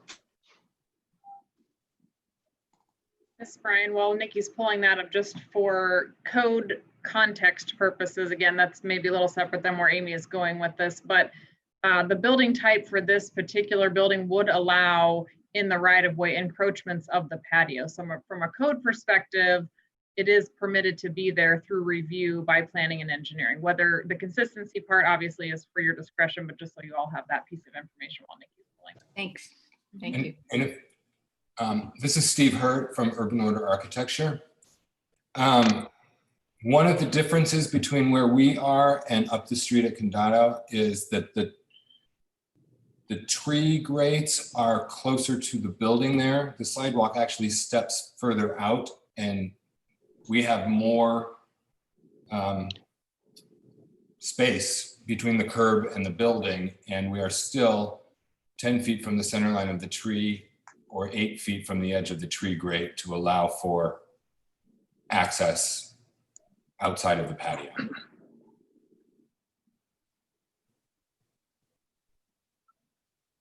Thank you. Sean, did you have a question? I just had one, because I guess I was, what's the space exactly used for? It's an open patio, and for, I just couldn't, I was having a hard time figuring, what will they do in the space? Is it a restaurant? I didn't quite catch that. What? So we're going to be a tap room essentially model. Yeah. We're going to be getting, we will be fermenting beer there. We're not actually brewing beer there. So there's not any issues with smell or any types of those things for the tenants. But we're going to be brewing beer at Seventh Sun and then bringing it up to ferment at the Getaway. We're going to have a really nice kind of bar dining area. And then our traditional model has been to work with food trucks. But since there's so many great kind of restaurant bar vendors up there, and we've actually developed relationships with both the Cameron Mitchell group and the Condado group. And we're planning on kind of making it a satellite carry-out dining area in terms of that, using that for our kitchen, because it's kind of a not weird isn't the right word, but just a unique small space. Doesn't allow for a lot of kitchen space. So for us, this allows us to kind of utilize it, utilize the space and create some really like kind of nice dining environment, dining, drinking, enjoyable environment area without having all the additional space of that a kitchen would require for that, which would basically make it so that there wouldn't be a lot of space to cook. Thank you. Yeah, that's clear. I was trying to figure out where the food was coming from, but thanks. Yeah. And Nikki, Sean brings up an interesting point, especially since we've got new businesses coming in. Is it possible to also like give us a sentence or two on what the business is doing? Because I think that can also drive some of the discussion. Yeah, definitely. Thank you. Okay. Sure. So we have been, I'm not sure how familiar you guys are with Seventh Sun Brewing. We've been in Columbus since April of 2013. We just passed our 7th anniversary this last April. Just last year, we also opened a satellite location in German Village Brewery District area called Antiques on High. Rather than kind of doing what some other people have done in terms of like, here's my Seventh Sun Brewing, and then here's my other Seventh Sun Brewing, and here's my other Seventh Sun Brewing. Aw, it's a cute cat. We have decided to kind of take a unique step for each place. So Antiques on High definitely has its own personality and kind of character to it. And we've tried to make that benefit to the business and something unique about the business. So similarly, the Getaway kind of has its own unique personality and character. The idea was that it's the first time that Seventh Sun Brewing or Antiques on High has been able to kind of get away from the downtown area. So we're kind of getting away to go up to Dublin and doing that. And also that it's kind of the furthest point in the Bridge Park development. So it's a getaway in the sense of that. And then the kind of beer styles that we're planning on focusing up there are kind of lighter, not quite a lager house, but we're going to explore a lot of those kind of lighter styles. So it's a getaway from our traditional approach to craft beer too. Seventh Sun is kind of focused on traditional American craft styles. Antiques on High is focused on sour and wild styles. And then the Getaway is going to be focused on kind of approachable, enjoyable, lighter styles. We're kind of feeling a Southwest-ish slash vacation kind of vibe through the place overall. So it's going to have some really fun details in terms of just kind of vacation type character throughout. The logo's got kind of a somewhat vintage but new take on it, Pan Am kind of feel to it. If you guys know the old Pan Am logo, we're taking inspiration from some of the old travel posters to to lots of there's going to be a really cool, the easiest way to describe it is a diorama almost, like a Smithsonian Institute type diorama behind the bar of kind of a Southwest scene behind it. Yeah, so that's kind of general, and I hope you guys know we are a brewery. We're definitely focused on doing things a little bit differently. We tend to get a really diverse crowd, but it's not a it's a brewery that's not necessarily focused on the drinking aspect of it, but more on the experience aspect of it. And we really want to create something that's like unique and beautiful. And the aesthetic has always been, the aesthetic and the feel of the space is equally as important to us in terms of getting that right as the beverages that we serve and everything. So that's kind of our overall idea and vibe. And I'm happy to answer. Oh, that's great. Thank you so much. So let's see, where are we? Do we, Amy, do you have any questions or any additional questions or concerns? I didn't have any other questions. I mean, I have general comments, but that was my only question for staff. Okay. Okay. Frank, any questions? No, actually, overall, I think it's an improvement. And as long as it's a getaway from the flood of IPAs that I keep seeing, I'll be for that as well.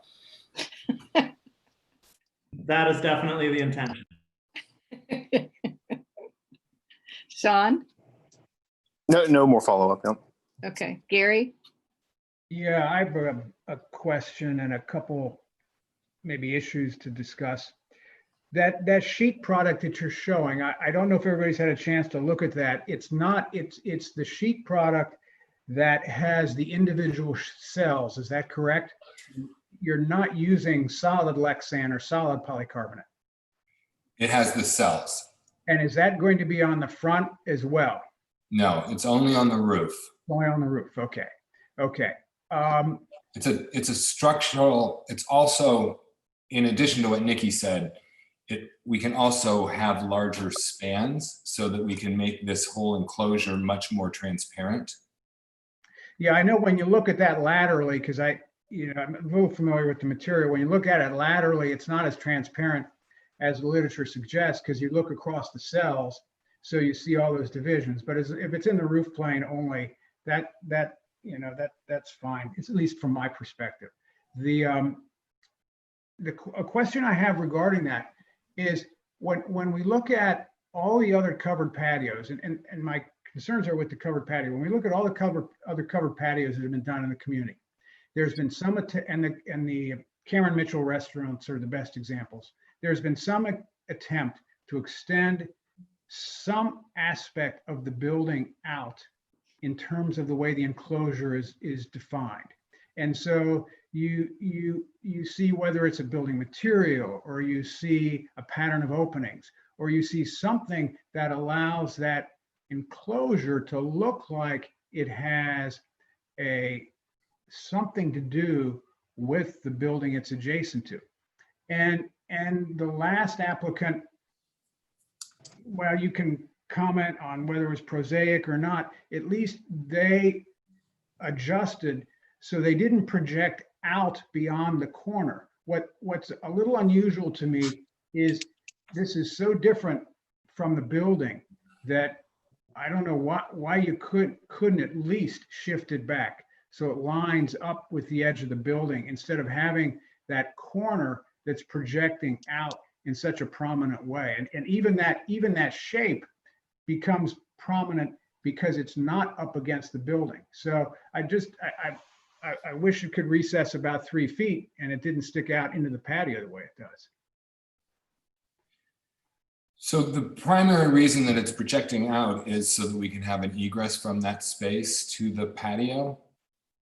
But couldn't you push it? Because I think you're going to have an ADA issue with that door when you look at the proximity of it, of that door to the bar, and what you need around a lever. So you're going to have to make some adjustments anyways. So couldn't you just push that wall back, have the door in the plane of that wall, and then have the walk come out? The walk move along the front of it? I think it would be our preference to keep it out past so that we do have that door. We could look at bringing the roof line down at that point, but our whole idea here is that this is this sort of conservatory plant-filled extension of the nature to the north, transitioning back to the building as a separate glass, very transparent attachment. I'm just looking for a simple way to make it look like, not necessarily introduce other materials, but at least look at the simplest possible way to make it looks like it has a relationship to that building. And it just seems to me, if you pushed it back 3 feet, so it lines up with that corner, most conservatories actually do lean on the side of a building, and they don't project out beyond. It just seems like a simple solution to now it looks like, okay, this has some relationship with the building.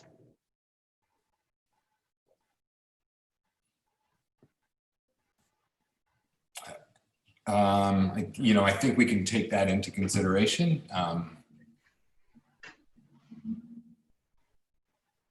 I guess this was our first attempt, was just to keep that simple shape all the way to the edge of that patio. Hi, Janine Monks. I'm with Dune House Creative, that is part of the design team for this project. I think one of the biggest reasons is we wanted to get a little bit more capacity within that space as well, in terms of how we're going to be using it for event space, option to be able to close that space in and have kind of your own, private event. So one of the biggest reasons was also to obtain as much space and utilizing that patio to its fullest, to avoid having essentially a walkway or an extra space from the exterior portion of it.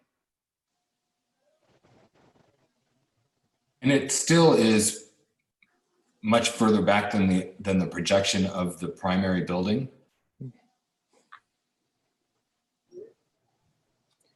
The relationship that you're aware, and the strongest relationship, is the most immediate relationship.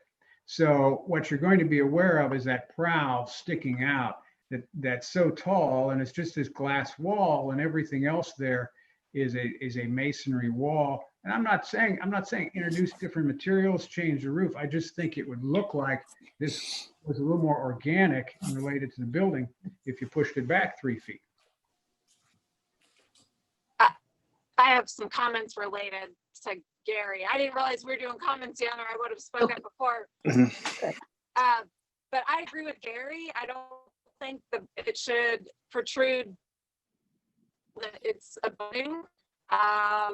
It looks like a greenhouse, and you just said that that's what you want it to look like. But I think a greenhouse is not compatible with this thing. I don't think it meets our review. It says this should be compatible with the character and materials and the buildings around it. I know that's what you want, but I don't think that's what's going to work here. So I just agree with the glass house concept altogether, but I also agree with Gary that whatever you build there should be flush with the wall you're building it against. I don't think I got all of that, but I don't like your material or your concept. I don't think the greenhouse concept works with this building. It's too much glass. I just don't think the character is appropriate to put a greenhouse on the corner of this building.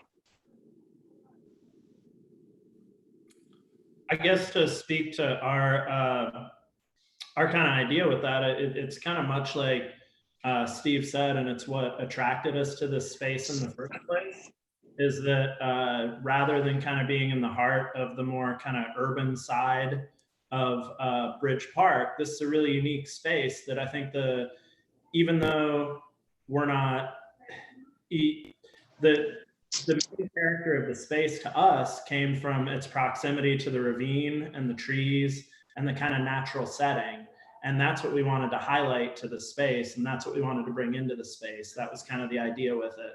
And that's why we felt that the greenhouse or the concept was kind of appropriate up there. I get what you're trying to go for. It's just a glass greenhouse next to a stone-clad building.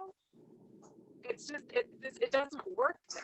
I mean, if you want to be open to the space, then leave it an open patio. Go back closer to what the previous board approved for the pizza place, with the windows. I think maybe it had a garage or one side that opened or something. Go back to that concept. I just disagree.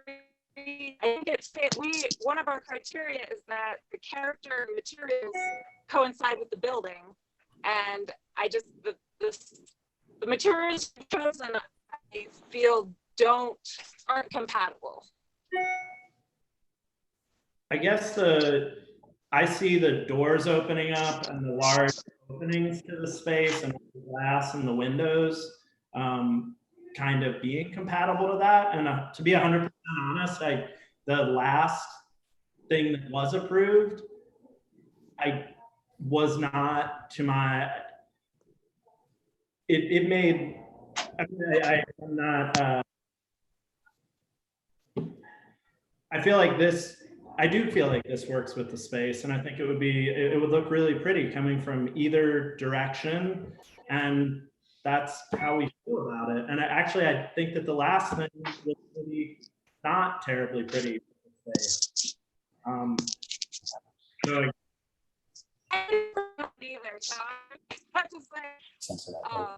Amy, I'm sorry to interrupt. You are exceedingly difficult to understand.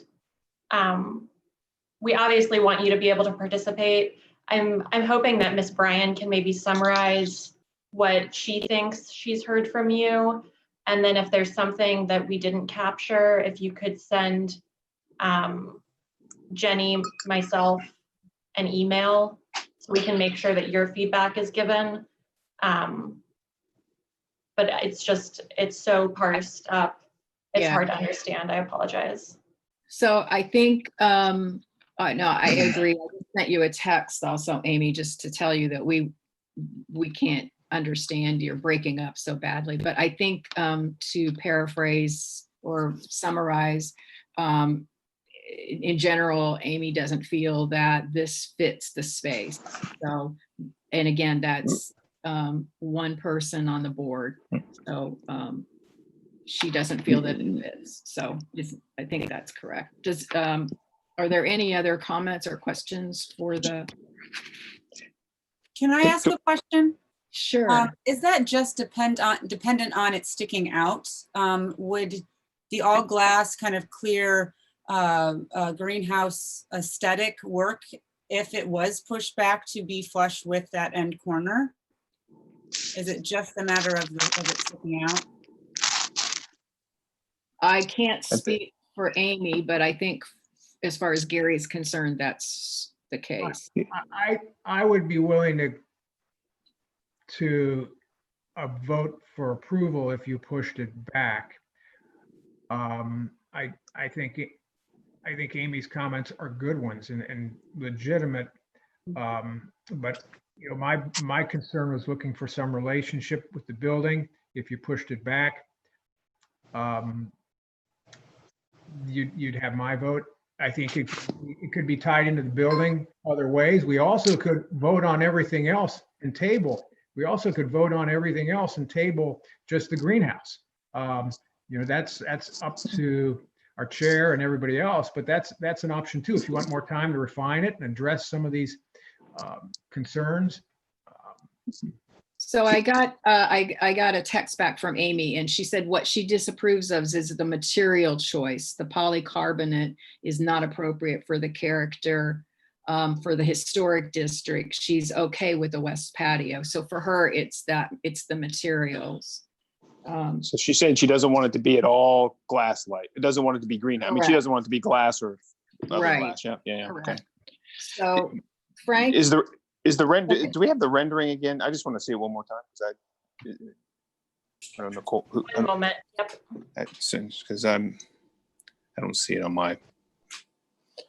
The other thing that I sort of want to bring up is there are greenhouses attached to all kinds of brick structures and in many ways, and I think that it is a compatible material.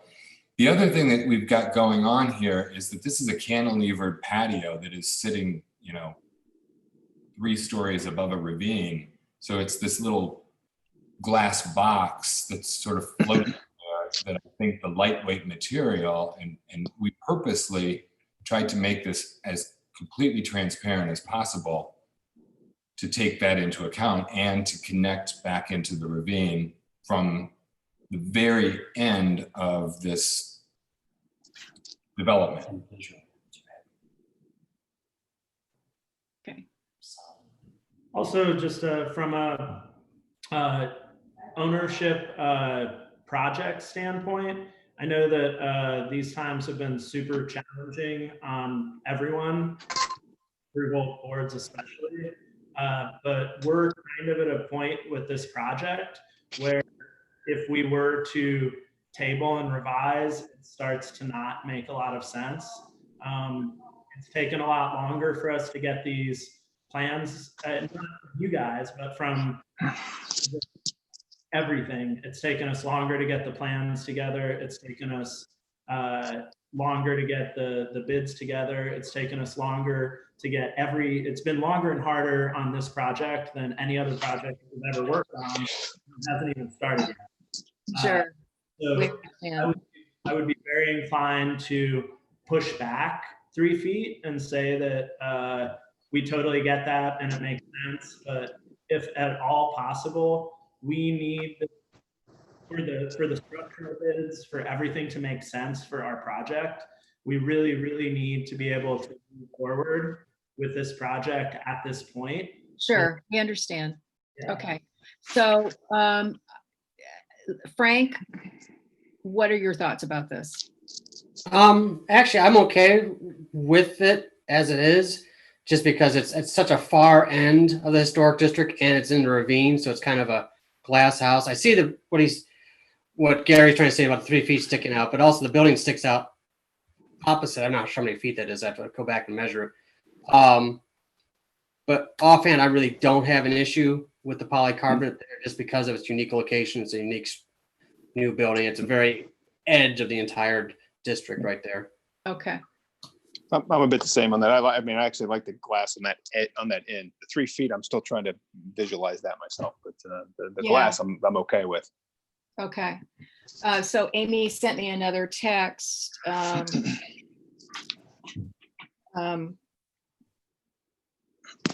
That she agrees with Gary that the patio wall needs to be flush and not jut out past the stone wall. So,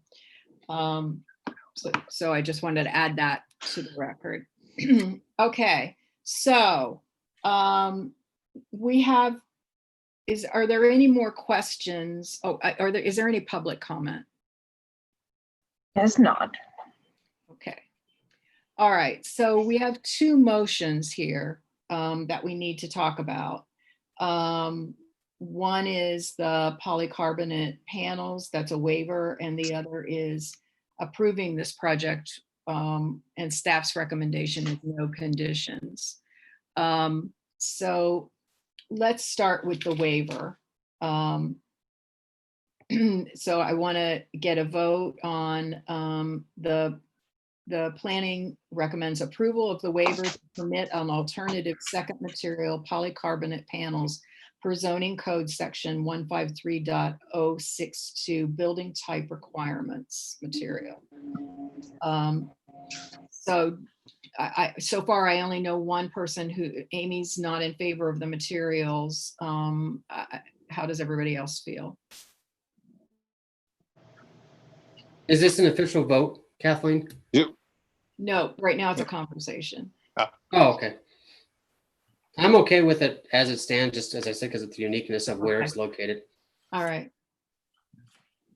I'm okay with the. Okay, I mean, I think Gary, yeah, I think as Gary said, if we don't think it's gonna anything like. Okay. All right. And then what I'm trying to do is kind of sum up where we're at. And then in terms of the recommendation on the project review, Gary, you would approve if it was pushed back 3 feet. Amy would prefer it be pushed back, but she also doesn't like the materials. So that's kind of where we're at. Again, we need a majority for this to go forward. So that would be 3 out of the 5 of us. Yeah. Any, maybe I'm just trying to, am I on mute? Yeah, I'm just trying to figure out where would the door be then? Gary, just if I'm looking at that, how would you push it back to the corner?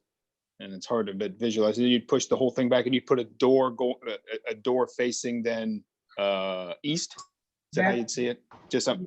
The space now, it's their project, and they'll probably come up with better ways to resolve this. But my initial thoughts are, if you pushed it back, that space that's currently the 3 feet or so in the greenhouse becomes exterior walkway space to access it. 3 or whatever it becomes, and they may have another solution to this, but that's the initial assumption. Yeah. Okay. Okay. All right. I think I'm going to go for a vote. So Kathleen, so are we asking the applicant to I think they said they were open feet, but I just want to are they? Well, I think that that's what we need to talk about. I mean, depending on the vote, I don't know that everybody really wants it to be pushed back. So I think we need to see where we land on the vote. So the first thing I want to is the waiver. And Amy, I think you go ahead and vote with your voice when they call on you. I want to vote on the waiver to allow the alternative secondary material polycarbonate panels. So go ahead and call for the vote. You just second that, or you're making a? No, she has to. No, I didn't hear a first or a second. Yeah. Yeah. Second. Who gave the first? Sean. Okay, thank you. Yeah, I'll be the first. Okay. Mr. Cotter. This is the vote. Mr. Cotter? Yes. Mr. Kalnacki? Yes. Ms. Cram? No. Ms. Bryan? Yes. Mr. Alexander? Yes.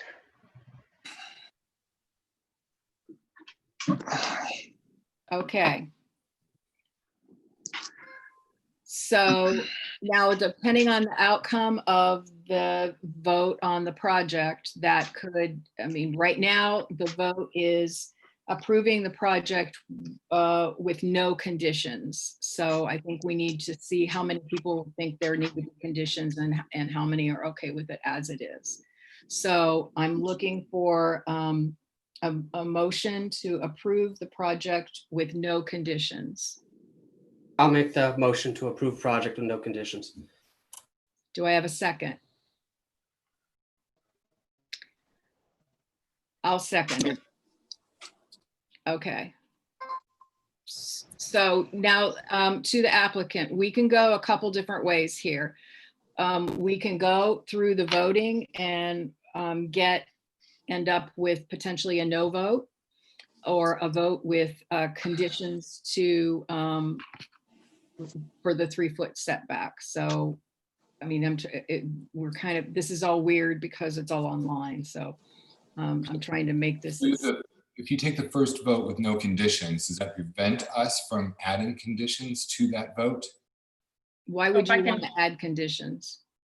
I think he's saying if the motion fails. I think that's what you're asking. So honestly, since you've made a motion and seconded with no conditions, unless you amend it to add it, you have to proceed with sort of finalizing this. So you'd have to proceed with a motion to approve with no conditions. And if it fails, then someone could make a new motion adding in a condition that potentially would Okay. pass. Does that make sense? Okay. Yes, thank you. Mhm. Okay, so so just hang in there because this could take a while. So we have a motion. So I guess now we're at the point where we're going to, she's gonna call for a yes or no. Okay. Mr. Cotter, The question is, Is approved with no conditions. that's the question. Okay, yes. I got it. Yeah, then I vote yes. Mr. Kanaki, I vote yes. Mr. Alexander, No. Ms. Bryan, Yes. Ms. Cram, No. Okay, so Jenny, So you've approved it then with no condition, so approval as is. So since it Okay. carried with that, then they are approved to move forward. okay. All right. Great. Thank you all. Did it. Thank you very much. You're And- good to go. And just know that like we appreciate all of the feedback 100%, and we look forward to working with you guys. Thank you so much. You're very welcome. Good luck. Okay. We're on to the next and thankfully last of our cases. Okay. All right, so this is also a minor project review. No soliciting at 86 North High Street. This application is a proposal for modifications to a patio gate, railing, and fence for an existing tenant space located within the lower level of Bridge Park West, Building Z2 in the Bridge Park development.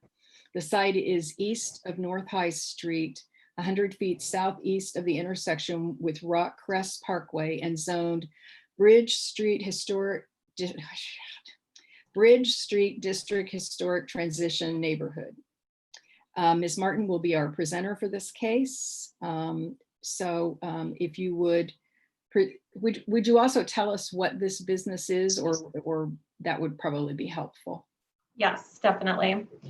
Good evening. As mentioned, this is a request for review and approval of a minor project review for no soliciting. This tenant space is located within Bridge Park West, Building Z2.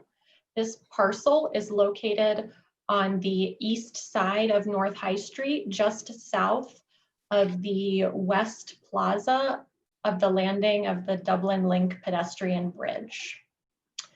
A bit of background: no soliciting is a members only bar. As part of that, no soliciting has a extremely low profile. The tenant space does not have signs and has access protocol that takes place through the Z2 lobby. The application before you this evening are for exterior modifications to an existing patio space. Back in March of 2019, the Architectural Review Board did review and approve a minor project for patio improvements for this tenant. Those improvements that were approved included a patio railing, fireplace, fire pit, and furnishings. Since that approval in March of 2019, as part of a building permit inspection for final occupancy, staff as well as building inspectors became aware that there were alterations that had taken place to this patio that were not approved by the ARB. Most recently, in preparation for hearing on this item, staff conducted a site visit and noticed that some of the modifications proposed this evening, including the cedar style wood fence located on the south side of the patio has already been installed. And with that, a bit more detail, this is what was reviewed and approved for no soliciting in March of 2019. So you'll notice here, there's a 42-inch black metal railing on all 3 sides of the patio, as well as an integrated 42-inch railing gate at the north side, providing access to the public stair, as well as the public walk adjacent to this space. So this space is in the lower level of building Z1 beneath the Pearl patio, which you can see a blank space above, and faces the Scioto River. So these are photos from December of 2019. At this time, the applicant installed a privacy fence along the south edge of the patio between building Z2 and an surface parking lot behind the Oscars building. Additionally, the applicant installed a full height wood door and enclosure with a cell door style aesthetic in lieu of the 42-inch open gate. These are the existing conditions of the site. So you'll notice here that that door along the north side of the patio remains. The railing has been removed along the east side of the patio, and the black privacy fence has been removed, and a new wood fence with a cedar style stain has been installed. The applicant has indicated that the intent with the southern fence is to mimic the design that you see on the patio above that was previously approved for the Pearl. So as part of this, a bit more detail on the inspiration for the improvements. So the applicant is proposing to enclose in lieu of the black door at the northern end of the patio, they are proposing a gate that is just over 5.5 feet in height and is modeled after the aesthetic of the dumpster enclosure approved for building Z2. And then the fence is proposed to emulate the design that was approved for the Pearl.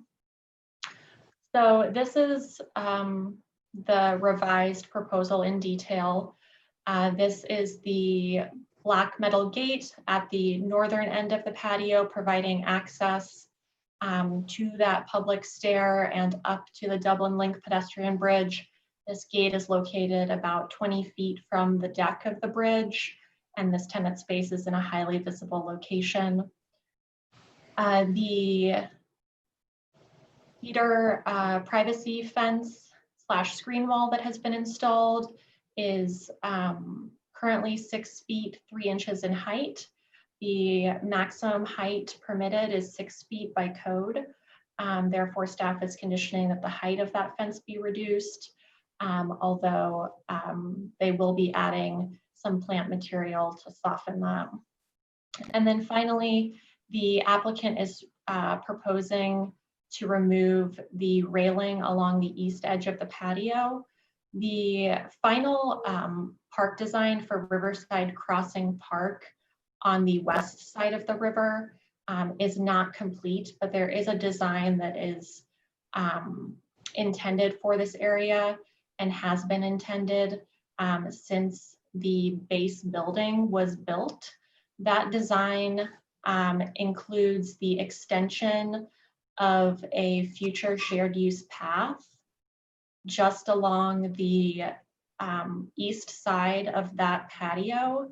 As such, staff is conditioning that the railing remain along the east side of the patio and not be removed in the interim condition. After review of the minor project review criteria and the board order standards of review, staff is recommending approval with 3 conditions: that the gate at the north entrance be restored to the previous approval in March of 2019, that the railing along the east edge of the patio adjacent to a future shared use path be retained, and that the height of the screen wall fence be reduced to 6 feet to meet code. Be happy to answer any questions. Otherwise, the applicant is here as well this evening. Okay. Does anyone have any questions specific for Ms. Martin, or should we bring the applicant out? I just have one question, because I was a bit, well, I guess the door to the north, the one you showed, the 5-foot door was the one that was originally approved? That's not the one I understood. That's what it looked like in the original approval? No, so the original. No, so that's, yeah, because you said in the condition, it's restored to its original, but that black fence is still, or the black door is still there. Is that, I'm a bit confused. Yeah, no worries. It is a little confusing, the changes that have taken place over time. So the original approval was for a 42-inch open metal railing, and that was on all 3 sides, including the gate opening. Gate, yeah.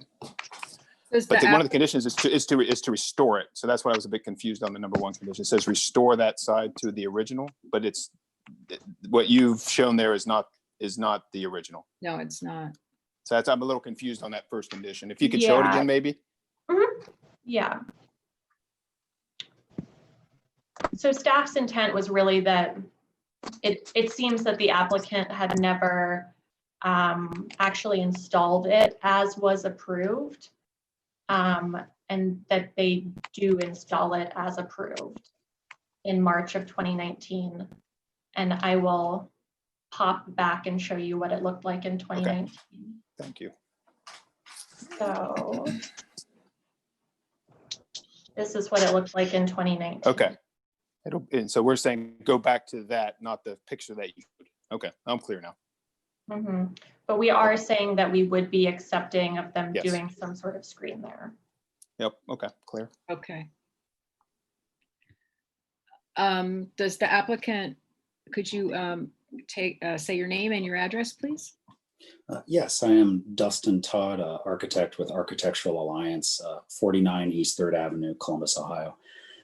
Thank you, Nikki, for that summary, and thanks for your help during all of this. The one piece I wanted to add, specifically about the railing along the east side, I went out and took some measurements, and I believe based on building code, it isn't required for guardrail protection, and I'd be happy to work with the building department to make sure that we are aligning with code. But the closest we get to that actual drop off is 6 feet from the actual patio surface. And in building code, you have to be within 36 inches of the drop off from the walking surface. So, but like I said, I'd be happy to work with them on that. And then I don't mean to be impolite, but I would think you'd want that extra protection if you've got a place where people are drinking.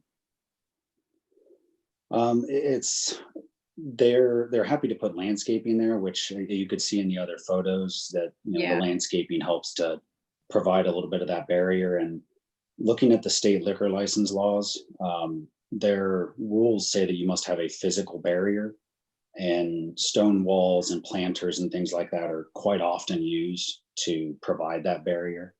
So I guess we would propose that, the existing stone wall that's there and the landscaping that's there provides that barrier that's required for liquor laws. How tall is the stone wall? The stone wall is 13 inches tall. Okay. I think you're focusing on the code issues and not the architectural review issues, because I would think you want some visual continuity, because right now there is no visual continuity around that space. I mean, it is not well designed. No, it's and the staff is trying to help what you have there by continuing that railing so it integrates with the fence. And I think the staff is being very kind, because I would say go back to the original design and come up with another way of shielding that, so you have the railing around all 3 sides of the space as what was proposed. So to me, it doesn't matter if it's beyond what the code requires. As architectural review, we're concerned about the character.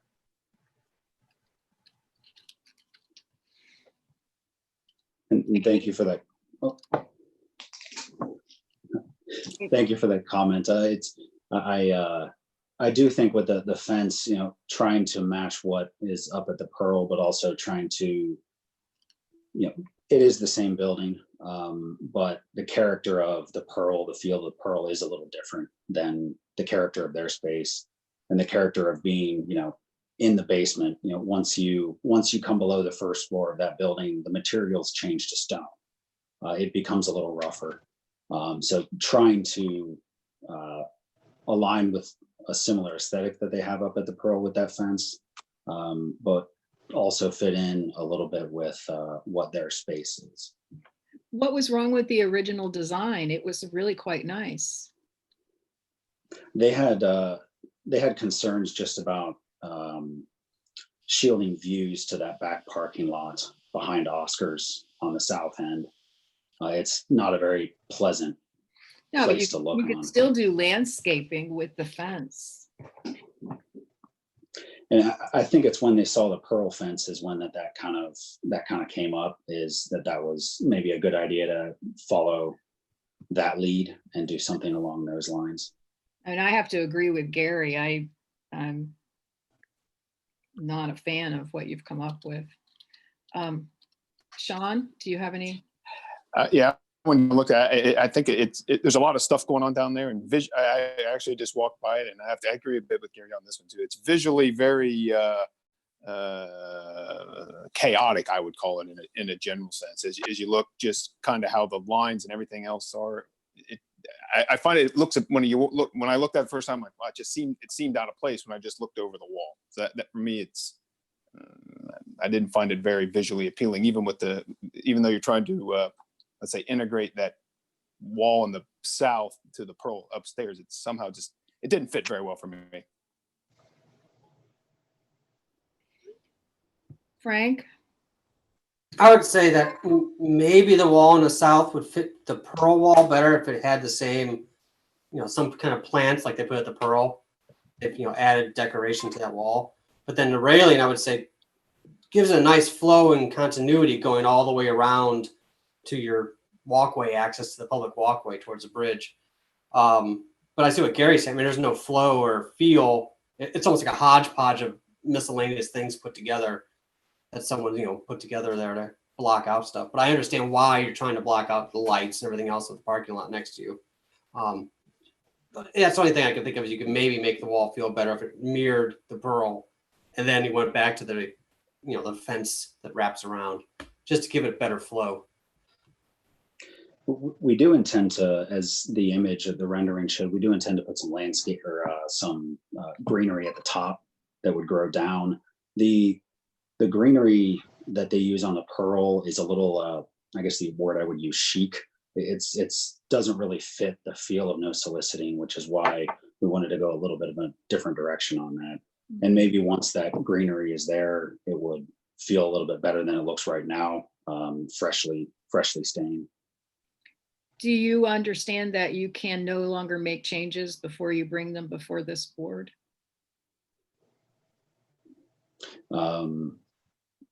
It doesn't start well if you've already done things before you got permission to do them.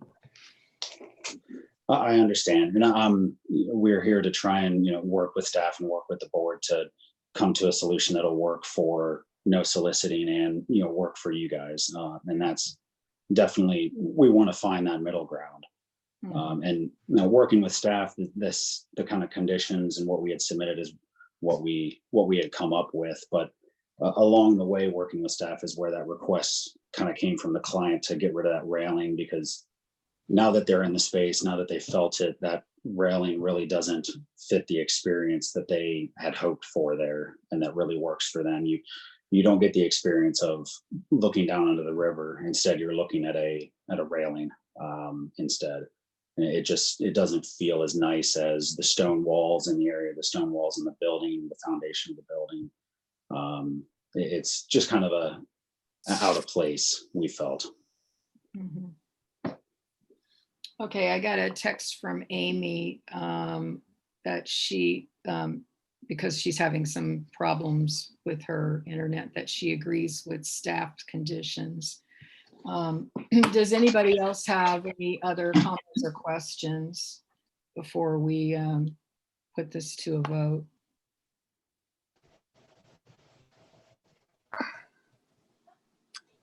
I don't know. I don't have a comment or a question. I have just something.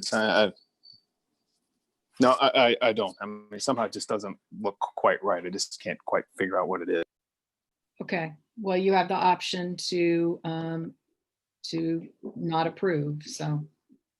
Okay, all right, so I'm looking for a motion then to recommend approval of the minor project review with 3 conditions. The first being the applicant install the gate north patio entrance, the ARB previously approved on March 20th, 2019. The applicant retain the railing along the east edge of the patio adjacent to the future shared use path, and the applicant reduce the height of the screen fence to meet code. So those are the 3 conditions that the staff is recommending. To the applicant, are these not, you don't agree with these? The primary one is just the railing along the side. And I guess if staff doesn't feel it's in keeping, and if the board doesn't feel it's in keeping with what the future plan is, I would maybe request we see what that eventual plan is for that public walk. And, you know, if the city does deem it's required then to separate public from their patio, that maybe it have to be installed then, if that could be a possible condition. But with that's still under in design, I would just hate to have it there and then eventually maybe it wouldn't necessarily be needed. Okay. Well, we're going to go forward with pursuing a vote with the 3 conditions, and any of the board members can disagree with that. Okay. All right. So do I have a motion to approve recommendation with the 3 conditions stated? I would recommend that we approve with the three conditions recommended by staff. I'll second it. Okay. All right. Mr. Kaneki, I go yes with the conditions.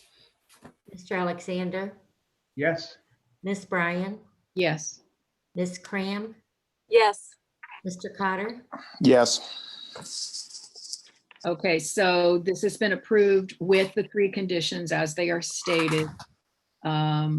If you desire to deviate from those, then you'll have to come back to us with a new plan. Okay, thank you very much for your time. All right, thank you. All right, have a great evening. You too. Okay.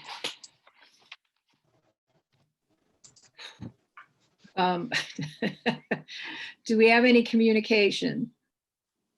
So the only 2 communication items, there is of course a special meeting of the Planning and Zoning Commission and the ARB tomorrow night. Same place, same time online.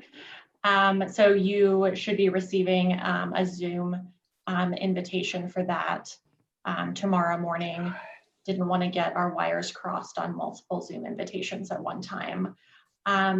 Other thing to report, we have officially put the special meeting for the ARB for June 17th on everyone's calendars. That will be a special meeting to provide an introduction and a bit of review on some recommended modifications to the historic design guidelines, as well as the Architecture Review Board code. All that information for that meeting was provided in your packet back in March. And the public has been welcome since March to comment on that online. So we would obviously encourage people to do so. And our consultant, Greg Dale with McBride Dale Clarion out of Cincinnati, will be with us that evening. So he'll be able to provide you all the details. So come with all your questions. So that I wanted to ask, what do you want us to come with? Do you want us to identify specific things that we have questions about or want to change? Yeah, definitely. I mean, I would say, Jenny, maybe if you can chime in, but for those board members that are seeing this for the first time or fewer times than the board members that have been with us a longer time, if you could come having done a fairly thorough review of it and come prepared to ask any questions regarding how we came to certain determinations over time. Obviously, this has been an ongoing effort for the last several years, but we do want to bring you up to speed and make sure we're able to talk through all those things. And then, Ms. Bryan and Mr. Alexander, if there are specific things that you've noted that, you know, maybe need to have a second eye, then we can of course look at that too. So there are. We'll be prepared. So once we get through this, let's just assume that we, you know, get through this session, you've got all our comments. What's the next step? And then what kind of a timeline are we looking at? And the reason I'm asking is we've got people coming in front of us and they're going to fall right in between the two versions. Mm-hmm. Yeah. And Jenny, I'll let you speak to timeline, but from an applicant engagement perspective with staff, we are constantly trying to make folks aware that, you know, these are the regulations that you're operating under, but we are having all these conversations about making modifications. Mm-hmm. And depending on the speed at which you move, it may apply to you, or at the very least, it's worth your consideration. Okay. Jenny, timeline?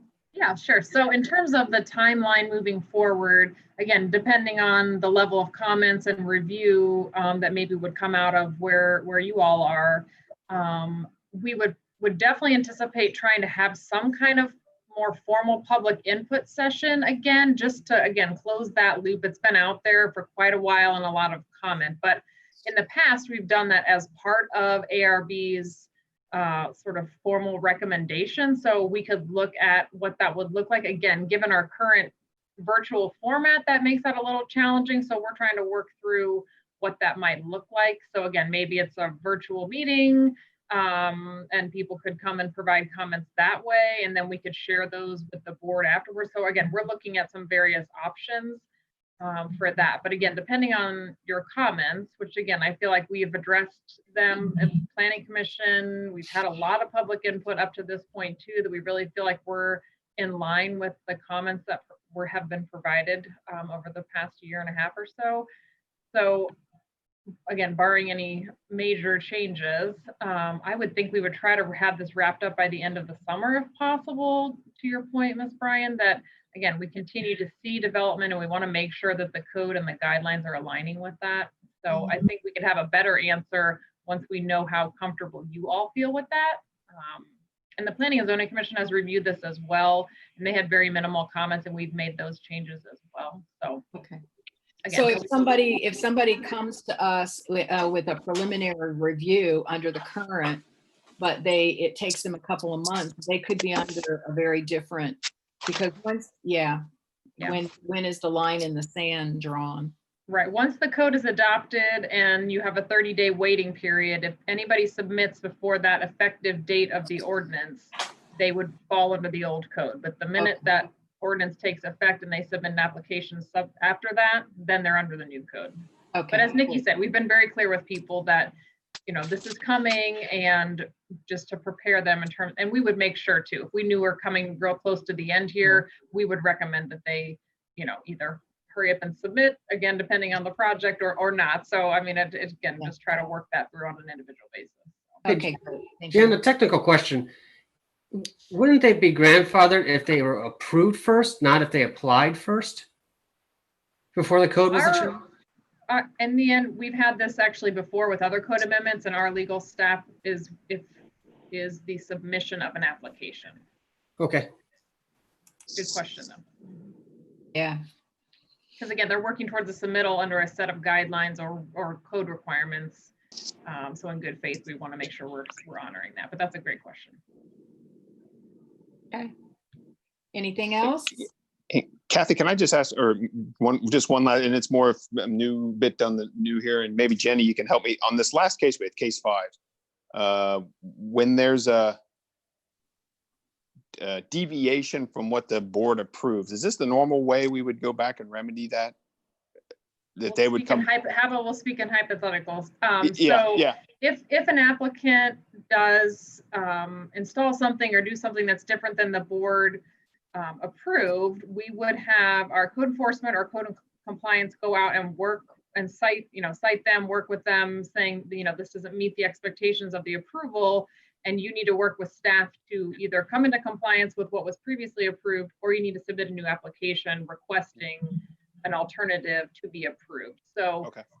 That is how we typically handle that, and that is the instance. Okay, so here you push them toward a compliance, and then what we did tonight, then we would come back and try to find a remedy if they weren't in compliance. Okay, all right. And I want to compliment you all for following through and finding that, because so frequently those things aren't discovered. So that's great. Yeah, I would agree. Thanks. Yeah. Okay. Do we have any other communication? Then I say this meeting is adjourned. Okay, so hang tight here, and Claudia will make sure that we're offline officially. Thank you, everyone. We'll see you tomorrow. See ya.